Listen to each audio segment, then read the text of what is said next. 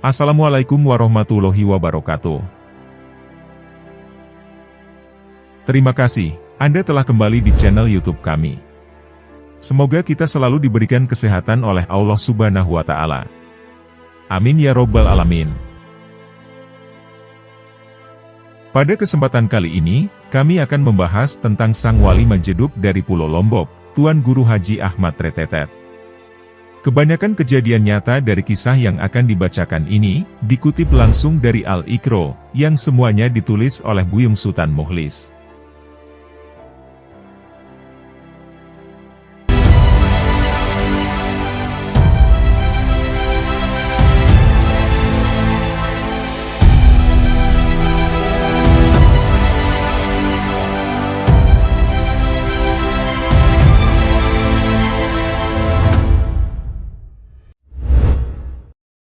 Karomahnya sudah nampak saat masih kecil. Datuk Syekh Tuan Guru Haji Ahmad Tretetet, bin Tuan Guru Haji Umar Kelayu. Sejak masa kecilnya, beliau telah menunjukkan berbagai keistimewaan yang dibawanya sejak lahir. Lantaran memiliki ketajaman indera keenam ini, ayahnya sering mendapat masalah. Mau tak mau, ia mesti butuh Ahmad Tretetet turun tangan agar lepas dari persoalan. Kelayu Lombok Timur, 120 tahun silam, di kediaman Tuan Guru Haji Umar Kelayu. Tuan Guru Umar adalah sosok yang sangat masyhur. Beliau adalah guru dari sekian banyak ulama di Pulau Lombok. Pada masa itu, beliau memiliki dokar yang digunakan untuk berbagai keperluan. Terdapat juga seekor kuda jantan yang terawat dengan baik, gagah dan kuat, selalu siap sebagai penarik kendaraan tradisional itu. Dengan alat transportasi ini pula, Tuan Guru Haji Umar Kelayu bepergian ke tempat-tempat ia diundang, untuk memberikan pengajian atau dakwah Islamiyah. Entah bagaimana awalnya, kuda yang biasanya tak pernah rewel itu, belakangan sering bertingkah. Suatu pagi, kusir dokar diminta menyiapkan transportasi, untuk mengantar Tuan Guru Umar ke sebuah tempat. Ia pun membuka pintu kandang, dan membawa kudanya keluar, untuk dipasangkan perlengkapan menarik dokar, termasuk tali kendali. Dokar pun telah siap, dan Tuan Guru Umar menaiki kendaraan khasnya. Kusir menghentak tali kekang, sebagai perintah agar kuda segera melaju. Akan tetapi, sang kuda tak jua bergerak maju. Berkali-kali tali kekang disentak, tapi sang kuda itu tetap enggan keluar dari pekarangan sang Tuan Guru. Malahan, kuda itu menghentak-hentakkan kakinya, seraya mengais tanah. Inilah pertama kalinya kuda itu tak mau mematuhi komando kusirnya. Akhirnya, sang kusir dokar mulai geram. Tatkala cemeti diayunkan hendak melecut punggung hewan tersebut, saat itulah Ahmad Tretetet kecil muncul. Bocah ini berseru, agar kusir mengurungkan maksudnya yang hendak melecut sang kuda. Ahmad Tretetet muda pun mendekat, mengelus-elus kepala kuda penarik dokar. Telinga hewan itu nampak bergerak-gerak, seolah memahami maksud tuan kecilnya. Tak berlangsung lama, Ahmad Tretetet memberi isyarat kepada sang kusir. Sehingga, baik kusir maupun Tuan Guru Umar terperangah heran, ketika kuda itu tak ngambek lagi, setelah dibujuk oleh Ahmad Tretetet muda. Untuk pertama kalinya Tuan Guru Umar mulai sadar, bahwa sesungguhnya sang putra memiliki kelebihan yang tak dimiliki anak-anak seusianya. Tidak sekali itu kuda jantan penarik dokar Tuan Guru Umar mogok jalan. Berikutnya, ketika sang Tuan Guru berada di tengah perjalanan, tiba-tiba kudanya menghentikan langkah. Tapi kali ini, Tuan Guru Umar segera memahaminya. Cari anak itu, dia pasti ada bermain-main di sekitar sini. Perintah Tuan Guru Umar kepada kusirnya. Benar saja. Tak lama kusir dokar datang tergesa-gesa, dengan diiringi sosok Ahmad Tretetet kecil. Seperti sebelum-sebelumnya, Ahmad Tretetet kecil kemudian mengelus kuda itu. Dan beberapa saat kemudian, Tuan Guru Umar pun bisa meneruskan kembali perjalanannya. Dan terdapat keanehan lainnya. Hewan itu seketika akan berhenti, saat inderanya menangkap keberadaan Ahmad Tretetet di sekitarnya. Makhluk tak berakal pun hikmat menghormatinya, tak bergerak sebelum mendapat restunya.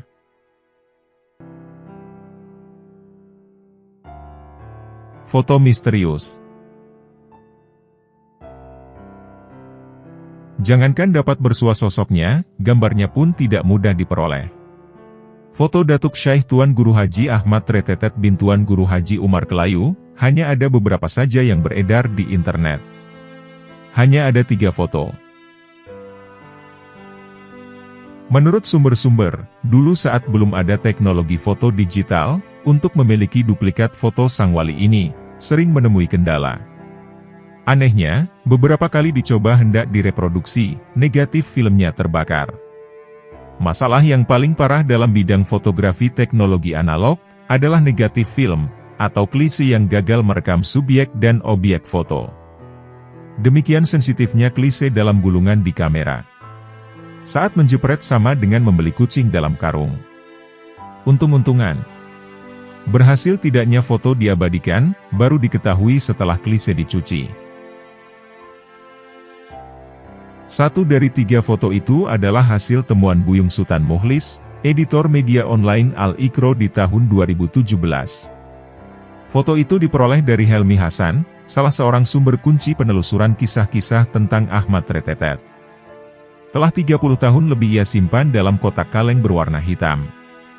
Sayang, ia tak menjelaskan dari mana ia memperoleh foto itu. Buyung meminta foto sang wali yang sedang duduk di kursi, mengenakan sorban, berbaju coklat tua, dan bersarung. Foto itu menunjukkan sang wali sambil memegang rokok, dan posisi tangan kanan menunjuk seperti sedang dalam tasyahud atau duduk tahiyat. Namun Helmi tidak mengizinkan. Untunglah membawa kamera ponsel yang memiliki resolusi cukup tinggi. Foto seukuran 3R itu berhasil diduplikasi dengan hasil cukup baik. Inilah salah satu foto yang belakangan banyak diunggah di dunia maya. Sedangkan foto kedua, juga berasal dari sumber yang tak ingin disebutkan namanya. Ia warga Ampenan, Kota Mataram. Sebuah gambar Ahmad Tretetet yang bersorban dan berbaju putih lengan panjang, serta baju dalam kaos berwarna merah. Yang ketiga adalah, foto yang paling banyak digunakan sebagai ilustrasi pendukung narasi, tentang sosok Ahmad Tretetet di sejumlah media. Menurut cucu Ahmad Tretetet, Saleh Amin, yang akrab dipanggil Abah Saleh, foto itu diperolehnya secara misterius. Beberapa tahun setelah Tuan Guru Tretetet wafat, Abah Saleh didatangi seseorang. Dia mengaku dari Bandung. Tampangnya seperti orang Cina. Dia mencari Datok Ahmad Tretetet. Saya bilang Datok sudah lama meninggal dunia. Tetapi dia tidak percaya. Tutur Abah Saleh. Menurutnya, lelaki itu mengatakan, ia selama seminggu bersama Tuan Guru Haji Ahmad Tretetet di Bandung. Kedatangannya ke Lombok bertujuan mencari Ahmad Tretetet yang tiba-tiba menghilang. Saya bilang itu tidak mungkin Datok. Ia tetap bersikeras membantah saya. Akhirnya saya bertanya, apa bukti yang bisa diceritakan, bahwa orang yang ditemaninya selama seminggu itu adalah Tuan Guru Tretetet. Orang itu lalu mengeluarkan selembar potret. Itulah potret Datok. Akhirnya saya pun yakin. Ujar Abah Saleh. Foto berlatar belakang warna hijau itu lalu diperbesar Abah Saleh, dan dipasang di dinding bangunan makam Ahmad Tretetet. Tepatnya di pekuburan Karangkelok, Kota Mataram. Sang wali dalam pakaian yang sama dengan potret kedua. Bedanya, beliau sedang tertawa dengan mimik jenaka. Beberapa muhibbin beliau berusaha mendapatkan foto-foto lain sosok sang waliullah. Dan beberapa sumber menyebutkan, masih menyimpan gambar ulama tersebut.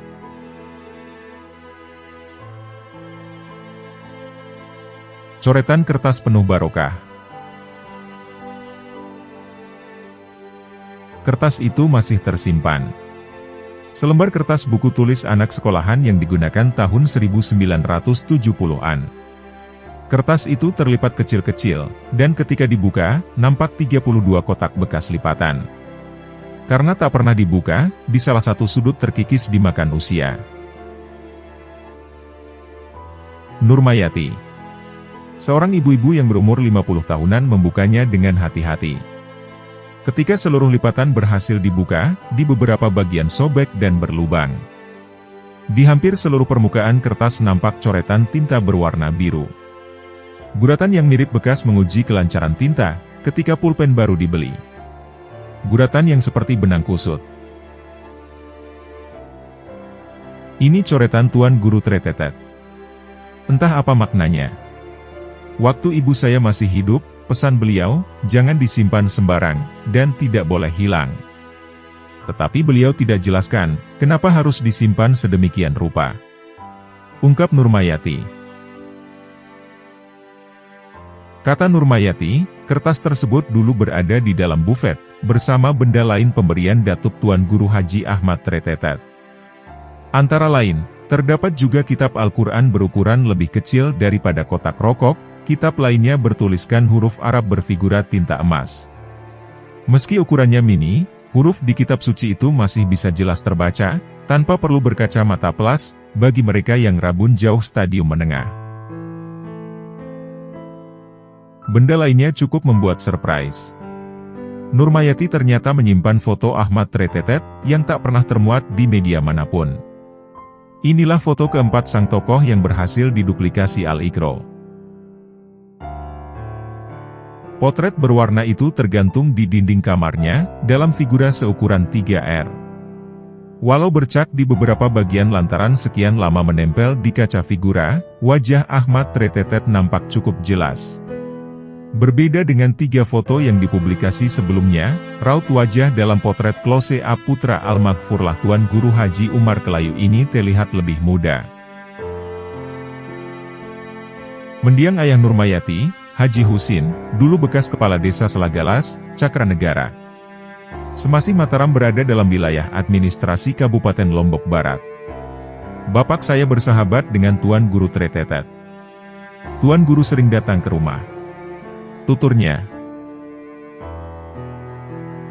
Ia juga beberapa kali diajak ibunya, Hajah Amnah, saat mengunjungi Ahmad Tretetet di Karangkelok, Monjok. Waktu itu saya baru masuk sekolah. Antrean begitu panjang, mereka yang ingin bertemu beliau. Mereka datang sejak sore. Ujarnya. Ada bangunan kayu mirip kios di depan rumah tempat tinggal Ahmad Tretetet. Di bagian depan dinding terdapat lubang persegi mirip loket. Tuan Guru Tretetet ada di dalamnya. Hanya tangan beliau yang menjulur keluar, menyalami orang-orang yang datang. Katanya. Silaturahmi itu hanya untuk datang bersalaman. Tidak ada dialog sama sekali. Orang-orang merasa lega setelah niatan sampai, bersentuhan tangan dengan tokoh yang benar-benar diyakini seorang wali. Antrean itu berakhir sampai hampir maghrib. Jelas Nurmayati. Ihwal kertas berisi coretan seperti yang disimpan Nurmayati, kertas itu pernah mengubah hidup seorang pedagang makanan keliling di Mataram. Dia diberikan datok kertas itu. Dan dia begitu meyakininya. Ungkap Saleh Amin, cucu sematawayang Ahmad Tretetet. Saif. Panggil saja ia begitu. Ia menceritakan kisahnya kepada Saleh pada suatu hari. Sejak coretan datok itu dia dapatkan, ia mengaku dagangannya laris manis. Kertas itu dia taruh di dalam kantong bajunya, dan dibawanya jualan setiap hari. Ucapnya. Sampai suatu ketika, tanpa Saif ketahui, istrinya mencuci baju yang berisi kertas bertuah tersebut. Saat ia berangkat berjualan, ia teringat azimat itu. Betapa terkejutnya ia ketika mendapatkan bajunya berada di tali jemuran. Ia rogoh sakunya, dan menemukan kertas yang sudah menggumpal, menyatu, tidak dapat diselamatkan lagi. Saif sungguh lemas. Ia tak bersemangat pergi berjualan. Kertas itu benar-benar sugesti baginya. Ia berusaha menemui Ahmad Tretetet, tetapi kertas coretan pengganti tidak pernah berhasil ia dapatkan lagi. Kehilangan lembar berisi guratan benang kusut itu baginya sebuah malapetaka. Karena setelah itu, keadaannya kembali morat-marit seperti semula. Masih tentang coretan magis. seorang WNI keturunan Tionghoa dari Jakarta berkunjung di tahun 1983. Ia memperkenalkan diri bernama Chong. Saya yang terima dia sebelum bertemu Paman Ahmad Tretetet di Karangkelok. Kata Muhammad Iqbal, salah satu keluarga dekat Ahmad Tretetet, ketika ditemui di Kelayu Utara, Selom, Lombok Timur. Menurut Iqbal, Chong mengaku usahanya bangkrut. Dalam keputusasanya, ia mendapat petunjuk dari beberapa kali mimpi yang sama. Mimpinya itu memintanya datang ke Lombok untuk menemui seseorang. Awalnya ia menemui Maulana Syekh Tuan Guru Haji Zainuddin Abdul Majid di Pancor, Lombok Timur. Tutur Iqbal. Setelah sempat mendengar penuturan Chong, Maulana Syekh mengatakan bahwa bukan dirinya yang ditemui berdasarkan isyarat mimpinya itu, tapi seorang tokoh yang bernama Tuan Guru Haji Ahmad Tretetet. Saya sampaikan keterangan Pak Chong kepada Paman. Kemudian Paman minta kertas dan pulpen, lalu menggurat-gurat sesuatu di atas kertas. Lanjut lelaki yang sering menemani Ahmad Tretetet di rumah, ataupun ketika bepergian. Pria Tionghoa itu kebingungan, setelah menerima lembar kertas penuh coretan yang tak dimengertinya sama sekali. Tidak seperti harapannya, bayangannya adalah memperoleh petunjuk keluar dari masalah yang dihadapinya. Dia kebingungan. Lalu saya bilang, memang begitu biasanya. Boleh percaya boleh tidak. Silakan bawa kertas ini kalau merasa yakin. Ujar Iqbal yang saat itu masih berstatus mahasiswa. Dengan ragu, kemudian Chong pamit untuk kembali ke Jakarta. Tak sampai seminggu Chong kembali lagi. Kali ini ia tak sendiri, tapi datang sekeluarga. Ia menyerahkan uang cukup banyak. Tetapi Paman Ahmad Tretetet menolaknya. Paman bilang tidak membutuhkannya. Serahkan saja uang itu kepada anak-anak yatim piatu, dan orang-orang miskin. Ucapnya lagi. Saat Chong menceritakan sekembalinya ke Jakarta, ia tiba-tiba mendapatkan suntikan modal, untuk memulihkan usahanya. Ia mendapatkan rejeki itu dari seorang kerabatnya di Cina. Pada waktu itu, Iqbal tidak terlalu menanggapinya. Kisah orang-orang yang mendapat keberuntungan setelah bertemu pamannya, sudah demikian sering ia dengar. Tetapi ada yang membuat Iqbal benar-benar terperangah. Yaitu saat keluarga Tionghoa itu memeluk Islam. Tepatnya sejak Chong pertama kali bertemu Ahmad Tretetet. Sejak kembali, setelah ia menerima kertas coretan dengan penuh keraguan.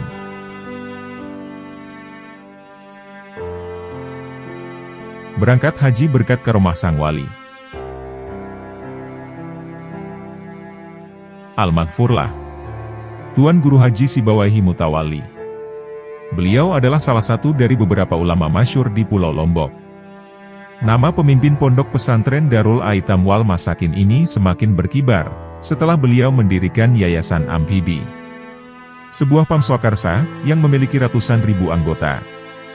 Tuan Guru Haji Sibawaihi sangat mengagumi Datuk Syekh Tuan Guru Haji Ahmad Tretetet. Di sejumlah pengajian yang digelarnya, ia kerap menyebut kekaromahan ulama misterius itu. Tentu hal itu tidak terlepas dari kecintaannya kepada Sang Pencipta alam semesta dan seluruh isinya. Ia selalu menyebut nama Allah dalam setiap berbicara. Tanda kewalian sosok Syekh Ahmad Tretetet masih dapat disaksikan saat acara 9 hari wafatnya. Dalam setiap butir beras dari para pelayat yang terkumpul di acara itu, tertulis asma Allah. Padahal itu baru Tuan Guru. Kata Tuan Guru Haji Sibawaihi pada sebuah ceramahnya. Tuan Guru Haji Sibawaihi mengisahkan tentang seorang pemuda miskin bernama Saleh, yang berasal dari Dusun Dasan Gres, Desa Aikdewa, Pringgasela, Lombok Timur. Lelaki ini memiliki majikan seorang hartawan di Desa Pogading, Kecamatan Pringgabaya. Ia ingin sekali ke Baitullah untuk melihat Ka'bah. Sedangkan, majikannya sendiri akan berangkat haji lagi tahun ini. Dengan penghasilan sebagai buruh, mungkin 100 tahun lagi ia bisa pergi haji. Tanpa disangka-sangka, Saleh bertemu Ahmad Tretetet di suatu hari. Jika selama ini sang waliullah selalu menunjukkan kenyelenehan pada banyak orang, kali ini ia berbicara sungguh-sungguh. "Kamu berangkat haji bersama saya," tegas Ahmad Tretetet pada Saleh, seperti dituturkan Tuan Guru Haji Sibawaihi. "Tuan Guru, bagaimana mungkin saya bisa berhaji?" tanya Saleh terheran-heran. Yang Saleh tahu, gelombang terakhir calon jamaah haji telah tiba ke Tanah Suci. Salah satu jamaah adalah majikannya yang berangkat seminggu lalu. "Kamu berangkat haji?" "Haji. Allah. Sekarang dirikan tetaring. Kita segera rowah sekarang," ujar Ahmad Tretetet. Dalam bahasa Sasak, tetaring adalah sebuah konstruksi dari bambu dan daun kelapa yang didirikan untuk perhelatan berbagai acara di Lombok. Saleh termangu. Ia kebingungan. Tetapi ia tak berani membantah. Ia tahu sedang berhadapan dengan siapa. Tetapi hati kecilnya ragu. Bagaimana pula caranya bisa menyelenggarakan pesta mengundang orang sekampung? Dari manakah uangnya? Bahkan, mungkin seumur hidup ia membanting tulang, ia takkan pernah bisa menggelar rowah atau hajatan, seperti apa yang dikatakan Syekh Ahmad Tretetet. Akan tetapi, ia tetap bertekad mengerjakan perintah sang datuk. Begitu tetaring berdiri, entah siapa yang mengundang, warga kemudian berduyun-duyun ke kediaman Saleh. Segala bahan dan perlengkapan pesta berdatangan, mulai dari beras, hingga segala macam bumbu. Entah dari mana pula seekor sapi tiba-tiba sudah ada di tempat perhelatan. Pesta sesungguhnya benar-benar terselenggara. Roh naik haji, atau hajatan berangkat haji benar-benar diselenggarakan Saleh. Sebagaimana lazimnya diadakan setiap warga, yang hendak menunaikan ibadah haji. Saleh kian dibuat tak mengerti. Di satu sisi ia benar-benar telah membuktikan kekeramatan sang Tuan Guru Tretetet. Di sisi lain, ia bertanya-tanya, mengapa dirinya yang dipilih Syekh Ahmad Tretetet, untuk menerima sesuatu yang tidak terbayangkan seumur hidupnya. Ia menyadari, ia hanya orang kecil. Syukur-syukur ia bisa mendapatkan nafkah dari upah menunggu kebun, sebuah pekerjaan yang menjadi penopang hidupnya yang sebatang kara. Sehari setelah pesta digelar, Ahmad Tretetet muncul lagi. Beliau benar-benar memenuhi janjinya. Saleh diminta mengikutinya di belakangnya. Ahmad Tretetet mengajaknya ke sebidang tanah yang ditamani pohon singkong. Ulama eksentrik ini mengingatkan Saleh, agar tidak bercerita tentang pertemuan mereka kepada siapapun. Di kebun singkong itu, Ahmad Tretetet menyuruh Saleh memejamkan mata. Lagi-lagi sang waliullah menunjukkan kekaromahannya. Begitu Saleh membuka mata keduanya, tiba-tiba ia telah berada di Tanah Suci. Pemuda lugu dari dusun yang tak pernah keluar dari Pulau Lombok ini, merasa seolah-olah berada di alam mimpi. Dalam ketakjubannya, ia laksanakan juga seluruh tahapan ibadah rukun kelima itu tanpa kendala. Ia sempat bertemu beberapa kali dengan sang majikannya. Tentu saja, sang majikan sangat terheran-heran melihat pesuruhnya itu bisa berada di Tanah Suci. Bermacam pertanyaan ia ajukan. "Dengan siapakah kamu datang ke sini?" tanya sang majikan. "Beribu maaf. Saya dilarang bercerita," jawab Saleh yang semakin membuat majikannya menjadi penasaran. Seusai menunaikan ibadah haji, Saleh pulang melalui Madinah. Ia tiba di Lombok mendahului kontingen jemaah lainnya beberapa hari sebelumnya. Ketika sampai di kampung halamannya, Ahmad Tretetet memintanya mengenakan jubah, lengkap dengan sorban, lazimnya seorang jamaah yang telah pulang berhaji. Saleh telah melaksanakan seluruh tahapan rukun haji. Tapi yang belum bisa ia terima, ia menunaikan ibadah itu tidak sebagaimana lazimnya, seperti orang-orang di kampungnya yang telah melaksanakannya. Apa kata orang-orang, jika melihat saya yang duluan pulang? Ditambah lagi mereka melihat saya mengenakan pakaian lengkap seorang haji. Tanya Saleh dalam hatinya sendiri. Tetapi di hadapannya, Ahmad Tretetet menyerahkan jubah dan sorban kepadanya, dan dengan setengah memaksa, ia meminta memakainya. Dan kembali, Saleh tak bisa menolak. Dengan menahan malu, ia kenakan juga pakaian pemberian Ahmad Tretetet. Kamu sekarang haji. Sahih. Allah. Haji mabrur. Mabrur. Namamu sekarang Haji Muhammad Saleh, kata Tuan Guru Haji Ahmad Tretetet. Ahmad Tretetet meninggalkan Saleh yang berdiri lunglai, setelah mengenakan pakaian hajinya. Sosok misterius itu tak menoleh lagi. Sepanjang jalan terdengar tawanya terkekeh-kekeh sambil mengucap kata-kata aneh. Tretetet, tretetet, tretetet. Dugaan Saleh tidak meleset. Begitu ia sampai di kampung, para warga pada kasak kusuk. Satu desa dibuatnya heboh pada hari itu. Dirinya seketika dicap gila. Saleh, seorang fakir miskin, yang ternyata berobsesi menjadi orang kaya, mendadak tak waras lantaran kelewat berhayal. Demikian gosip yang beredar di dusunnya. Beberapa hari kemudian, rombongan jamaah haji yang menggunakan jalur resmi kembali ke tanah air. Dan majikan Saleh disambut warga dengan penuh sukacita. Orang-orang pun berdatangan mengucapkan selamat. Di saat itulah, para warga terhenyak mendengar cerita dari majikan Saleh. Saya bertemu Saleh di Tanah Suci. Kami sama-sama melaksanakan rukun haji. Akan tetapi, dia tidak mau bercerita, dengan siapakah dia berangkat. Ucap majikan Saleh ketika menceritakan kepada warga. Penuturan sang majikan, serta-merta membuat para warga bungkam. Jadi, apakah Saleh benar-benar pergi haji? Bagaimana itu bisa terjadi? Nalar awam tentu tak mampu mencerna sesuatu yang terjadi di luar kelaziman. Apapun yang terjadi, setelah itu juga nama Saleh menjadi sakral. Bahkan, sekarang ia dianggap sebagai wali. Haji Muhammad Saleh ini, dulu sering mengunjungi abah saya, kata Tuan Guru Haji Sibawaihi ketika menceritakan kisah Saleh dan Syekh Ahmad Tretetet. Sejak Saleh dihajikan Syekh Ahmad Tretetet, kehidupannya menjadi berubah drastis. Ia menjadi orang yang terpandang di kampungnya.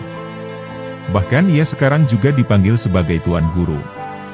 Lelaki lajang ini lalu mempersunting seorang gadis, yang juga telah bergelar hajah. Dan mereka kemudian hidup rukun dan bahagia sepanjang hayat. Itulah salah satu bukti karomah dari Tuan Guru Haji Ahmad Tretetet. Dan kami akan membahas karomah-karomah beliau yang lain setelahnya. Akan tetapi sebelum lanjut, kami akan mengajak Anda mengetahui lebih dekat tentang siapa sebenarnya Tuan Guru Haji Ahmad Tretetet.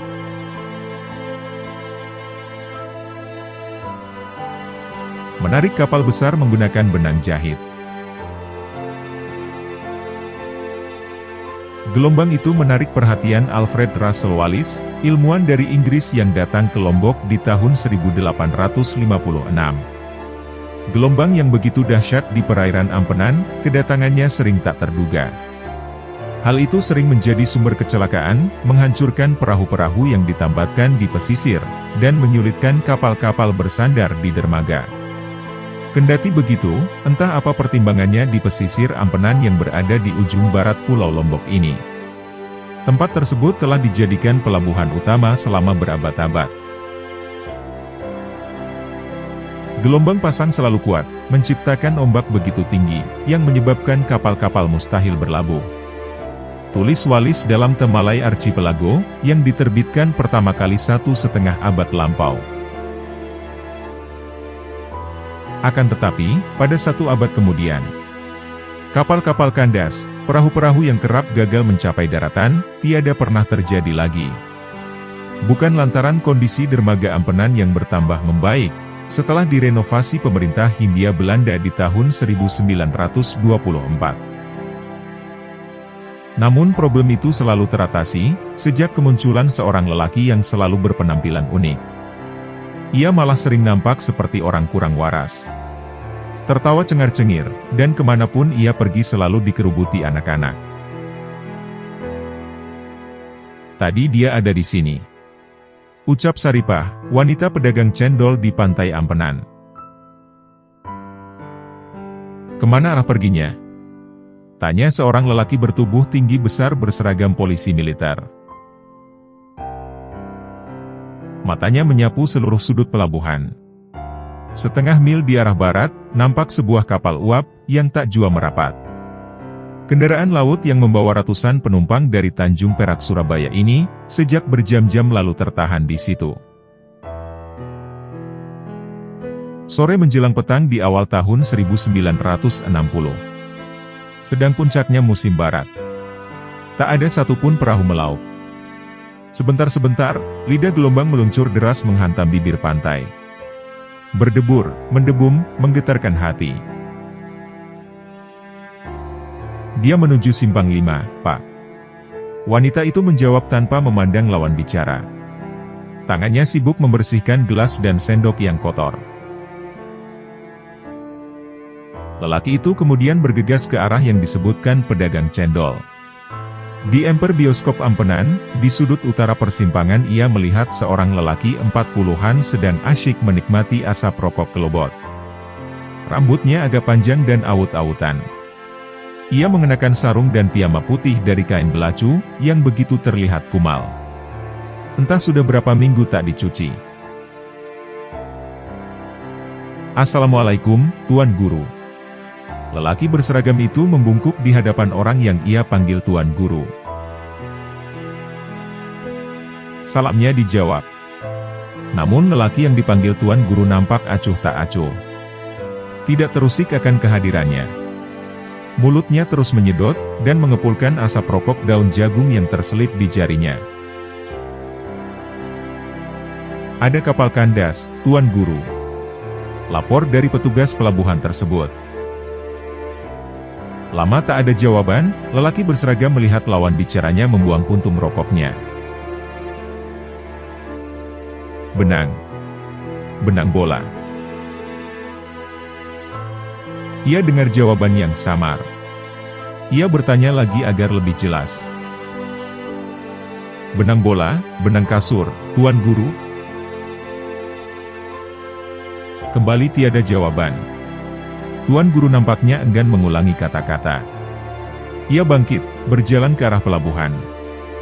Sambil berjalan, ia tak berhenti meludah, sambil mengucap kata yang tak ada maknanya sama sekali. Tretetet, tretetet, tretetet. Lantaran selalu menyebut tretetet itulah, orang-orang memanggilnya Tuan Guru Tretetet. Orang-orang sering melihatnya berada di sekitar pelabuhan Ampenan. Perilakunya nampak ganjil di mata mereka yang awam. Tapi menurut sejumlah kalangan, sikap dan perilaku yang tak lumrah yang ditunjukkan ulama eksentrik itu, adalah tanda-tanda kewalian seseorang. Di balik kelakuannya yang aneh, dan kadang konyol serta lucu, ada misi besar yang diembannya di dunia dan akhirat. Polisi militer itu bergegas menghampiri Ahmad Tretetet, yang telah berdiri di ujung dermaga pelabuhan Ampenan. Ia menyerahkan benang yang diminta tadi. Tapi Ahmad Tretetet nampak seolah tak menghiraukan kehadirannya. Ia malah menoleh pada seorang penduduk, yang sedang duduk jongkok di sampingnya berdiri. Serahkan benang itu ke dia, kata Ahmad Tretetet. Benang itu untuk menjahit kasur. Warnanya putih. Orang-orang menyebutnya benang bola, karena gulungannya membentuk bulatan seperti bola. Lelaki yang duduk mencangkung itu tak mengerti persoalan. Ia gelagapan ketika didekati seorang petugas berseragam. Ia segera berdiri, agak membungkuk. Lalu terdengar lagi ucapan Ahmad Tretetet. Ambil benang itu. Pakai sampan mana saja menuju kapal kandas itu. Ikat benang di ujung kapal, lalu tarik dengan sampan. Ucap Ahmad Tretetet. Lelaki itu tertegun. Satu anjuran yang benar-benar tidak masuk akal. Tetapi ia tak membantah. Ia menuju salah satu perahu yang ditambatkan di pantai. Perahu dikayuh menuju kapal, yang masih tak bergeser dari tempatnya sejak tadi. Subhanallah. Setelah itu orang-orang melihat keajaiban secara langsung. Kapal besar itu akhirnya bisa bergerak. Bergerak mendekat ke arah dermaga. Kapal besar berjalan kembali, yang hanya ditarik dengan sampan kecil menggunakan sehelai benang jahit. Orang-orang berseru kagum. Kapal akhirnya bersandar sempurna. Polisi militer itu kemudian mencari-cari seseorang, di tengah kerumunan orang-orang yang terheran-heran di dermaga. Ia mencari Tuan Guru Haji Ahmad Tretetet. Tetapi sosok eksentrik itu tak berhasil ia temukan. Kemana dia? Ia bertanya pada beberapa orang. Tak ada yang tahu Ahmad Tretetet kemana. Ia menghilang begitu saja, saat kapal sudah berhasil bersandar.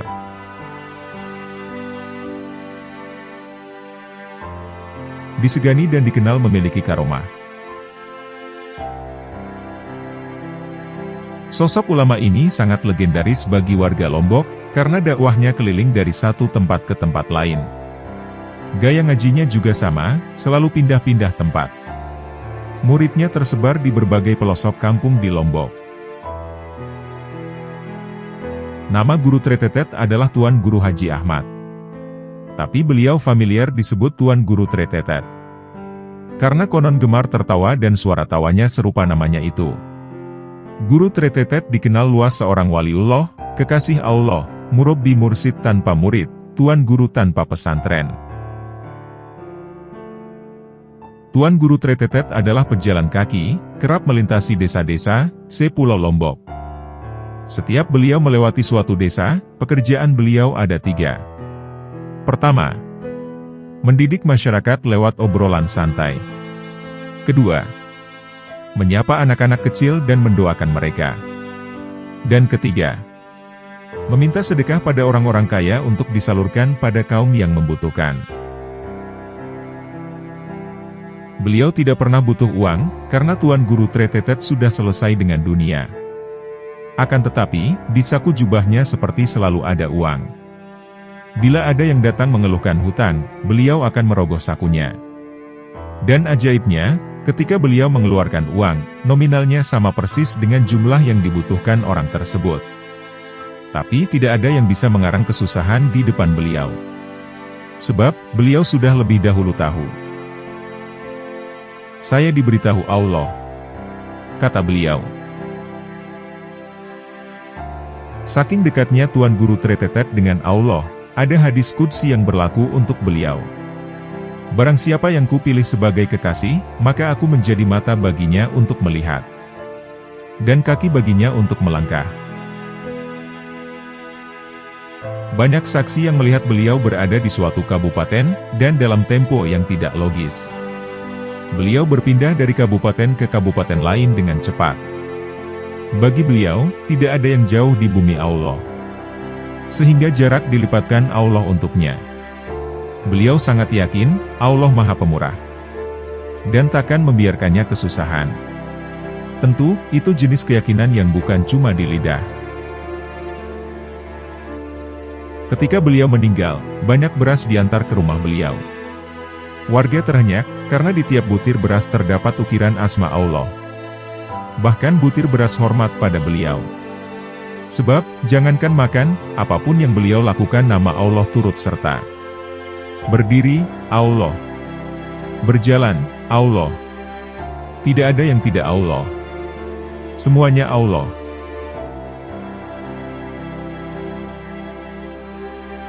Menolong kusir delman. Sekali waktu Datuk Syekh Tuan Guru Haji Ahmad Tretetet menjenguk Saleh Amin, cucunya sematawayang, di Karangpanas, Ampenan. Tak pernah ia bertingkah aneh-aneh, apalagi menunjukkan berbagai kelebihan yang mencengangkan banyak orang. Datok kalau ke rumah bersikap biasa-biasa saja. Beliau memberi nasihat-nasihat, seperti orang tua pada umumnya. Kepada anak-anak, atau cucu-cucunya. Disuruh rajin sholat, mengaji, dan sekolah. Kata Saleh Amin di suatu malam. Adakah pengetahuan dan kelebihan yang dimilikinya, yang diturunkan kepada sang cucunya? Jawabannya tentu tidak ada sama sekali. Bahkan sepotong ayat pun tidak ada. Hanya Datok seringkali sambil bermain-main dengan saya, Datok mengatakan, Saleh, Saleh, Saleh miskin. Miskin. Hidupmu miskin. Tapi kamu tidak pernah susah. Begitulah kata beliau. Dan apa kata Datok itu benar. Sampai sekarang saya miskin. Ungkap pria pemilik janggut dan brewok lebat dan panjang ini. Abah Saleh. Demikian ia dipanggil. Beliau menuturkan, bahwa rumah yang ditempatinya sekeluarga adalah hadiah dari kenalan dan sahabat-sahabatnya. Hidup seadanya, namun ia tak pernah mengeluh. Saya dibuatkan rumah. Saya diberikan pekerjaan. Bisa bertahan sampai sekarang. Hidup saya begini-begini saja dari dulu. Ucapnya. Abah Saleh justru mendapat cerita tentang kekeramatan sang kakek, dari orang-orang yang datang mengunjunginya. Dari mereka saya mendengar kisah-kisah hebat tentang Datok. Katanya, suatu ketika, seseorang datang kepadanya. Sebut saja namanya Amak Ucin. Ia warga Monjok, Mataram. Pada Abah Saleh, dia bercerita tentang perubahan nasib secara drastis, yang dialaminya sejak bertemu Tuan Guru Ahmad Tretetet di tahun 80-an. Amak Ucin seorang kusir dokar atau delman. Ia sering mangkal di perempatan Jalan Bung Hatta. Ia biasanya pulang sebelum asar. Tapi pada hari itu, ia ketiban nasib paling apes, selama bertahun-tahun menjadi kusir. Karena sejak pagi, ia juga belum mendapat satu penumpang pun. Amak Ucin tak berani pulang sebelum mendapatkan uang. Ia tahu betul perangai istrinya, yang tak pernah berhenti mengomel, jika uang yang ia bawa kurang dari biasanya. Apalagi tidak ada sama sekali. Waktu maghrib tiba. Amak Ucin sembahyang di sebuah surau kecil yang berada di pinggir jalan. Keluar dari surau itu, ia melihat laki-laki tua bersorban, dan berpakaian serba putih. Dan ia nampaknya sudah duduk di bangku belakang tempat duduk kusir. Dalam keremangan, ia sempat melihat lelaki itu tersenyum-senyum seperti orang kurang waras. Mau diantar kemana paman? Tanya Amak Ucin. Akan tetapi ia hanya mendengar jawaban singkat. Jalan saja. Ucap lelaki bersorban itu. Tali kekang kuda disentak. Dokar meluncur ke arah timur, melintasi jalan menuju Majeluk. Sampai di perempatan Sindu, Amak Ucin kembali bertanya. Lurus, belok kanan, atau belok kiri? Jalan saja. Ucapnya. Lagi-lagi jawaban pendek terucap dari lisannya.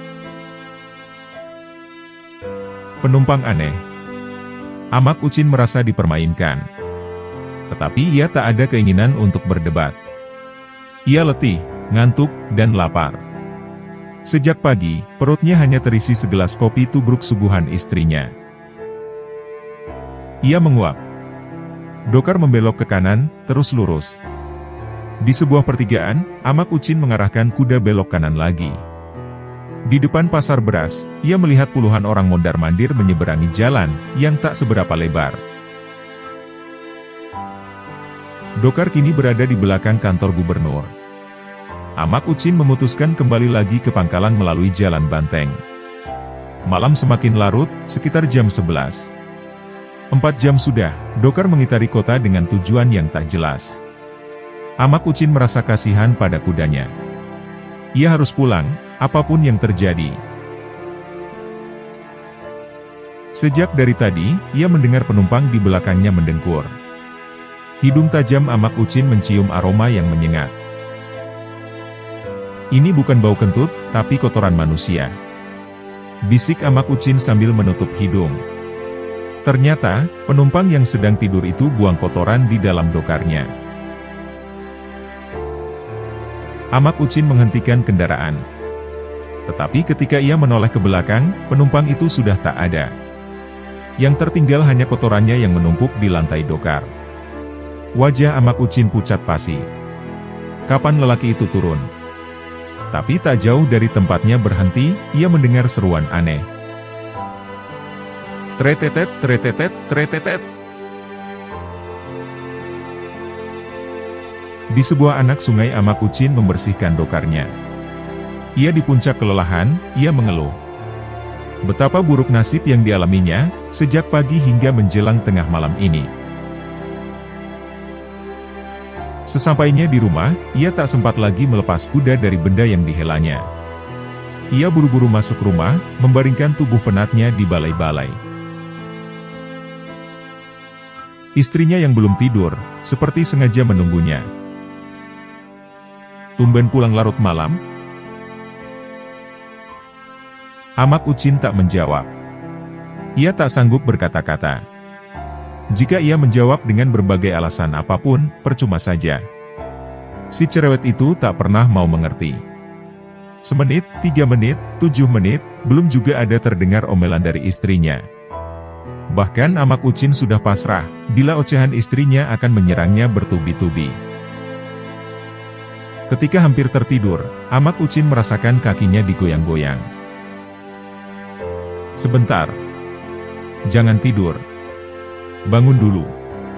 Ucap istrinya. Saya lelah. Lelah sekali. Ucap Amak Ucin. Saya tahu. Nanti saya pijitin. Ucap sang istri. Amak Ucin seperti dibuai lagu termerdu. Apakah ia tak salah dengar? Harusnya ia sudah dihujani kata-kata menusuk yang biasa ia dengar.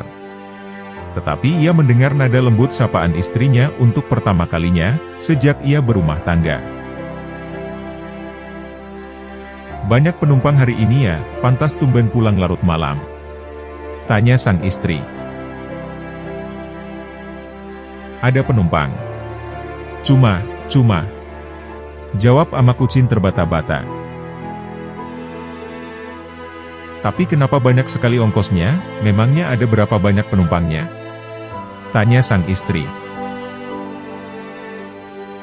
Penumpangnya cuma. Jawab Amak Ucin sambil terbata-bata terus-menerus. Uang yang kau bawa pulang hari ini banyak. Dan ini sangat banyak. Potong istrinya.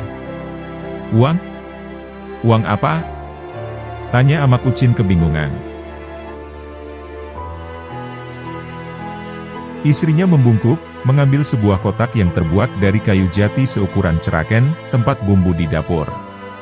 Kotak itu selalu dibawa Amak Ucin setiap pergi mencari muatan. Tempatnya menaruh uang ongkos penumpang. Kotak itu dibawa masuk istrinya, ketika ia merebahkan diri di bilik. Mata Amak Ucin terbelalak.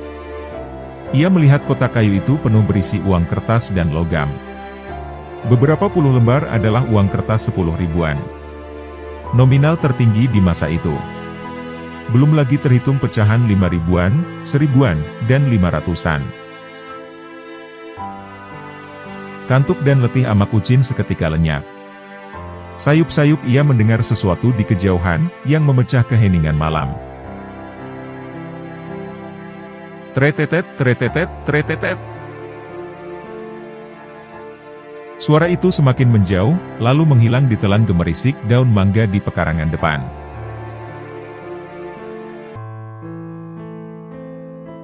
Keinginan sang wali.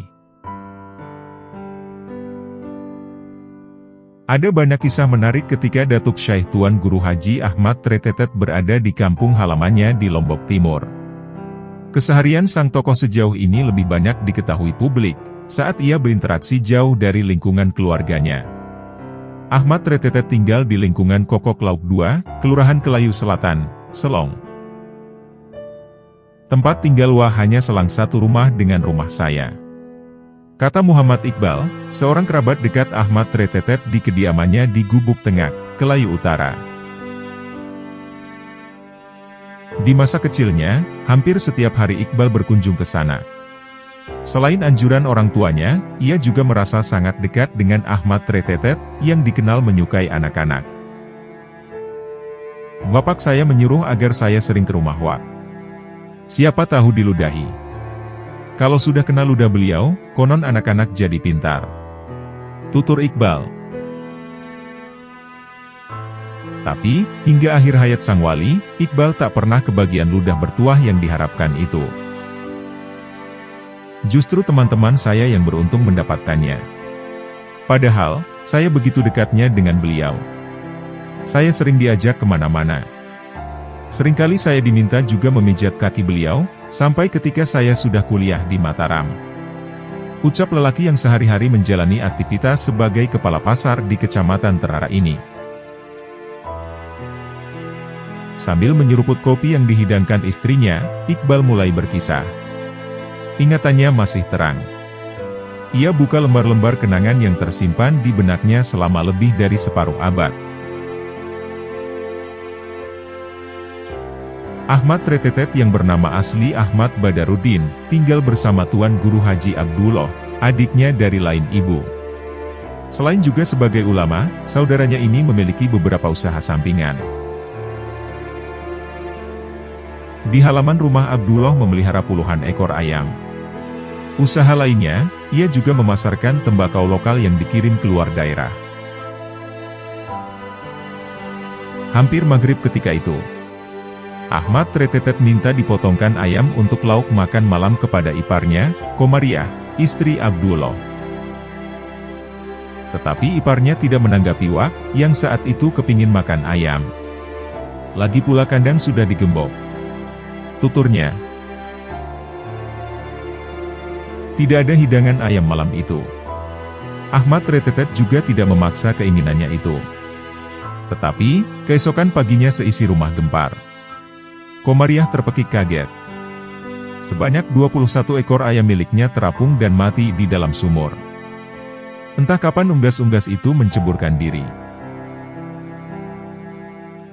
Iqbal merekam semua yang disaksikannya sendiri dalam pikiran bocahnya. Selalu ada kejadian di luar dugaan, setiap kehendak sang datuk tidak terpenuhi. Suatu ketika, Ahmad Tretetet meminta satu tumpi tembakau. Sebuah kemasan tembakau yang telah dirajang, dan siap dinikmati dalam bentuk lembaran lebar yang terlipat dan tergulung rapi. Wah kepingin merokok. Tapi Haji Abdullah tidak berikan, karena semua tembakau sudah dalam paket yang siap dikirim. Kenapa juga Wah tidak minta sebelum tembakau dikemas? Ungkap Iqbal. Malam itu juga, kata Iqbal, terjadi suatu petaka. Sekawanan pencuri mendatangi rumah Haji Abdullah. Saudara sang datuk ini terlibat perkelahian sengit dengan para pencuri. Namun malang tak dapat dihindari. Malam itu tangan Haji Abdullah nyaris putus ditebas maling. Kenang Iqbal. Semakin dewasa, Iqbal kian mengerti makna di balik segala peristiwa yang saling terkait. Terdapat sebab dan akibat yang berhubungan dengan sosok Ahmad Tretetet.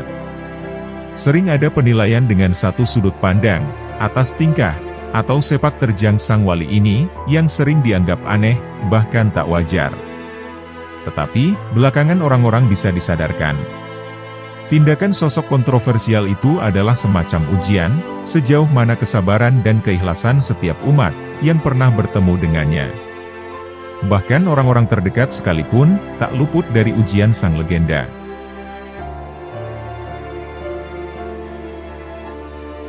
Menjadi mualaf.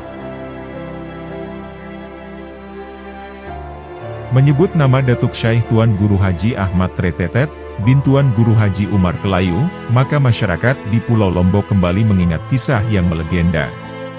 Kisah tentang tokoh kontroversial yang sangat disegani di kalangan ulama selombok.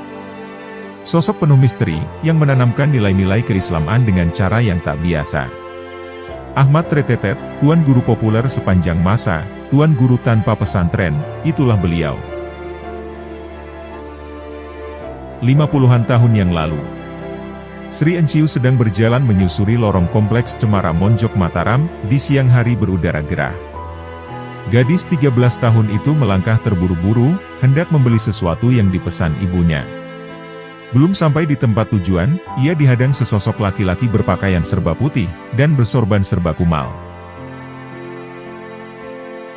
Betapa kagetnya Sri, saat menyadari laki-laki tua di depannya adalah seseorang yang menjadi momok di kampungnya, di Cemara, yang mayoritas dihuni masyarakat umat Hindu, pendatang dari Bali.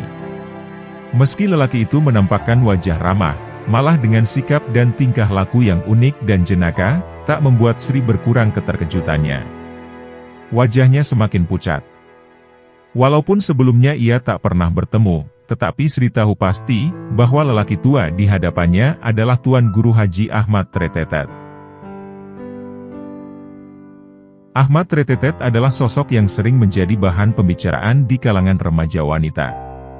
Desas-desus beredar, laki-laki itu gemar mengganggu dan menjahili anak-anak perempuan. Saya begitu takutnya saat itu, sampai gemetar. Apalagi beliau terus menatap saya, dan senyum lucu tetap tak lepas dari bibirnya yang selalu mengunyah sirih. Tutur Sri Enciu, wanita pensiunan pejabat di Biro Keuangan Pemprov NTB. Ia menceritakan kejadian yang pernah dialaminya ini, saat berada di kediamannya di Mataram, beberapa waktu lalu. Sri ingin berbalik dan berlari meninggalkan orang yang menghadangnya. Tetapi, kakinya terasa sangat berat seolah dipasak ke bumi. Ia tak bisa menolak ketika Ahmad Tretetet menggamit lengannya, mengajak berjalan mengikutinya. "Kamu ikut saya," kata Ahmad Tretetet saat itu, seperti diceritakan Sri Enciu. Tak lama berjalan, mereka sampai di sebuah kompleks pertokoan. Ahmad Tretetet meminta Sri berhenti. Di emper sebuah toko, mereka duduk sejenak.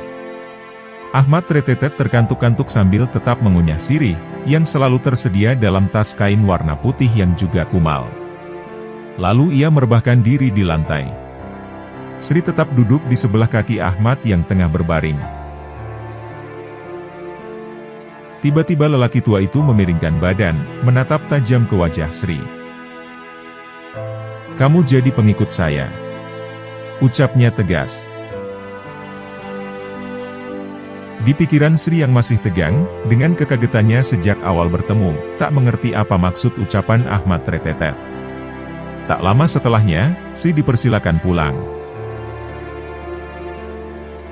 "Ya, itu. Saya hanya diminta mengikutinya."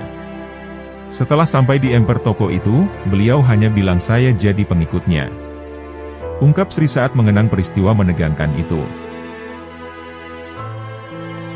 Belasan tahun kemudian, Sri Enciu menemukan makna di balik ucapan Ahmad Tretetet, ketika ia dinikahi oleh Helmi Hasan, seorang pemuda dari Kelurahan Banjar, Ampenan. Dan Sri Enciu akhirnya masuk Islam. Saat mengucapkan 2 kalimat syahadat, di benak mualaf ini terbayang wajah jenaka dan bersahabat. Wajah polos seorang tokoh besar, ulama karismatik bernama lengkap Datuk Syekh Tuan Guru Haji Ahmad Tretetet bin Tuan Guru Haji Umar Kelayu. Rupanya, itulah makna kata-kata beliau. Dan benar, saya benar-benar menjadi pengikut beliau. Pengikut agama dan ajaran-ajaran Islam yang rahmatan lil alamin, ujar Sri Enciu.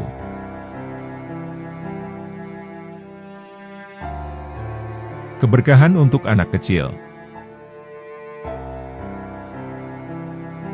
Masyarakat Lombok sangat menghormati para alim ulama. Para tuan guru, sebutan bagi tokoh-tokoh yang memiliki ilmu pengetahuan agama. Mereka tidak hanya menjadi panutan dalam satu bidang saja. Di mata sebagian para pengikut, santri, atau jamaah, tuan guru adalah segalanya. Ia tempat umat bertanya bermacam hal. Dan apapun yang diucapkan pemuka agama ini, diyakini sebagai sebuah kebenaran.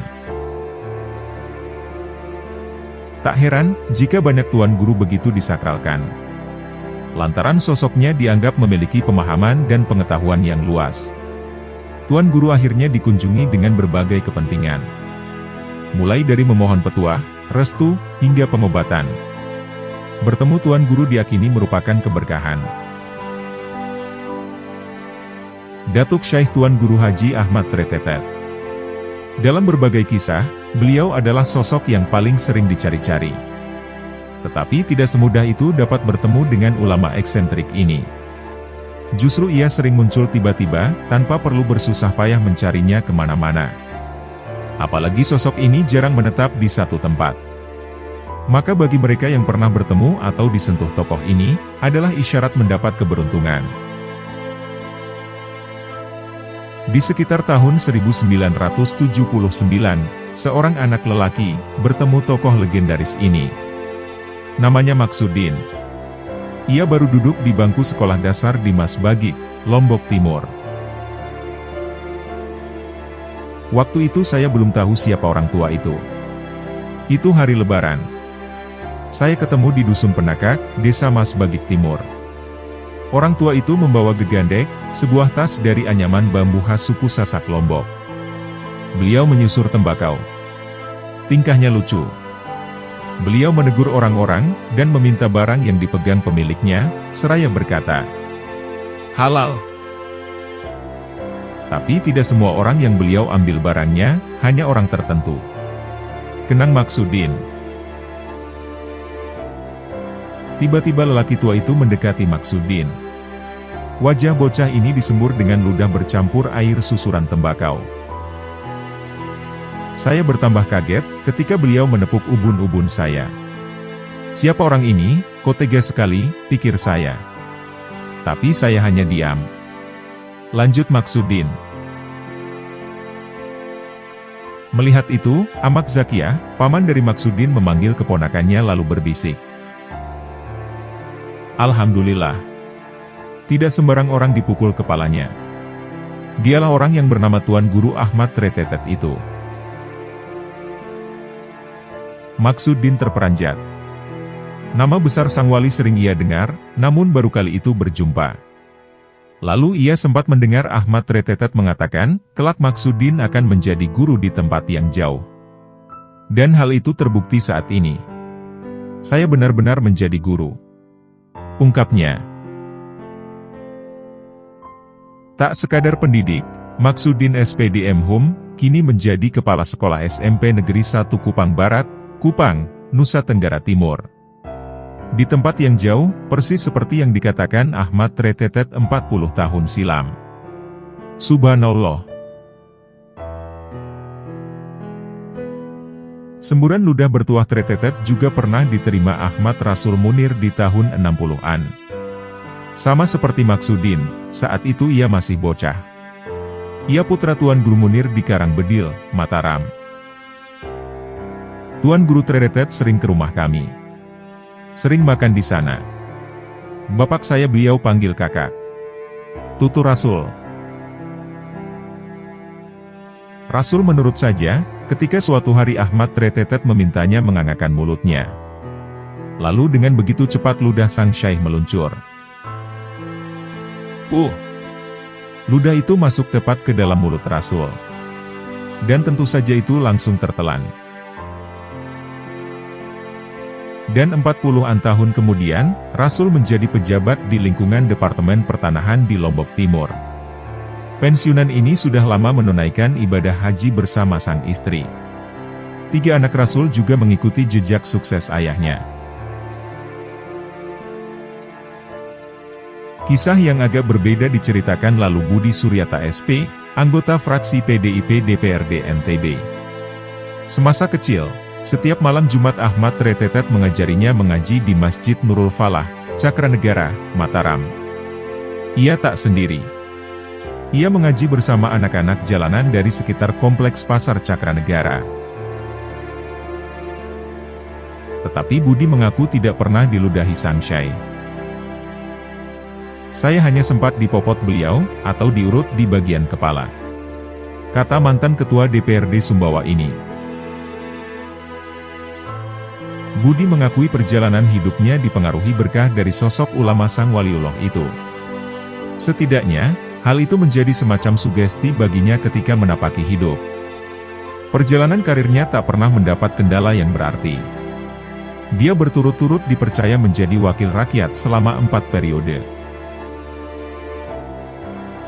Masih banyak cerita sukses dari para tokoh, yang di suatu masa pernah bertemu Datuk Syekh Tuan Guru Haji Ahmad Tretetet.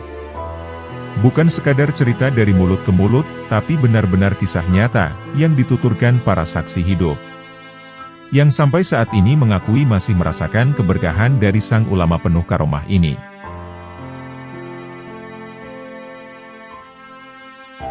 Amalan dari sang wali. Pada suatu siang di bulan Ramadan di tahun 1980-an, seorang pemuda ugal-ugalan di jalan raya kawasan Kekalik, Mataram. Ia mengendarai sepeda motor Yamaha RX King, yang dikenal sebagai raja jalanan. Kendaraan melaju dengan sangat bising, bolak-balik sambil pengendaranya sedang merokok. Sudah bikin onar, dia tidak puasa pula. Sungguh mengganggu. Kenang Muhammad Iqbal. Saat itu, Iqbal masih mahasiswa. Ia indekos di wilayah Kekalik. Karena merasa sangat terganggu, ia teringat sebuah rapalan. Terpikir pula, saatnya ia mencoba kehebatan sepotong ayat pendek yang diterimanya beberapa waktu lalu. Setelah dibaca, saya mengedipkan mata. Begitulah memang syaratnya, sesuai yang diajarkan. Tutur Iqbal. Baru sekian detik ayat dirapalkan, terdengar suara. Bra! Suara benda berat membentur aspal. Iqbal sendiri merasa terkejut. Motor yang sedari tadi meraung-raung dalam kendali pemuda tak berpuasa itu, seketika terbanting keras, jatuh telak menimpa tubuh pengendaranya. Saya sudah buktikan sendiri kemanjuran ayat itu. Tapi sejak kejadian itu, saya tidak pernah menggunakannya lagi. Ucap Iqbal, lelaki yang belakangan bekerja sebagai kepala pasar di Terara, Lombok Timur. Ayat yang dirapalkan Iqbal adalah pemberian Datuk Syekh Tuan Guru Haji Ahmad Tretetet. Sebuah ayat untuk memberikan orang pelajaran, agar sadar kehilafannya. Sejak kecil Iqbal sering bersama Ahmad Tretetet. Menemani bepergian, atau kerap diminta memijat-memijat kaki sang wali yang penuh karomah itu. Iqbal memanggil beliau Wak. Sebutan paman dalam bahasa Sasak Lombok. Setelah ia melanjutkan pendidikan ke Mataram, ia masih sering menemui Ahmad Tretetet, yang tinggal bersama saudara perempuannya di Karangkelok, Monjok. Saat saya sambil memijit itulah, Wak mengajarkan saya beberapa ayat. Katanya, semua ayat pemberian Ahmad Tretetet pernah diujinya. Termasuk rapalan membuat sosok dilihat orang di mana-mana di waktu yang sama. Sebelum dibaca harus diniatkan dulu, hendak berada di mana. Pertama kali saya mencoba, waktu saya sedang Jumatan di Masjid Kelayu. Besoknya saya dengar orang-orang mengatakan, bahwa ada melihat saya sedang sholat Jumat di Masjid Sambalia. Bahkan pernah dulu ada jamaah haji yang melihat saya berada di Mekah. Padahal, saya tidak kemana-mana. Waktu itu malah saya masih berjualan jajan. Ungkapnya. Menurut Iqbal, Ahmad Tretetet juga membekalinya rapalan yang paling sering dibacanya.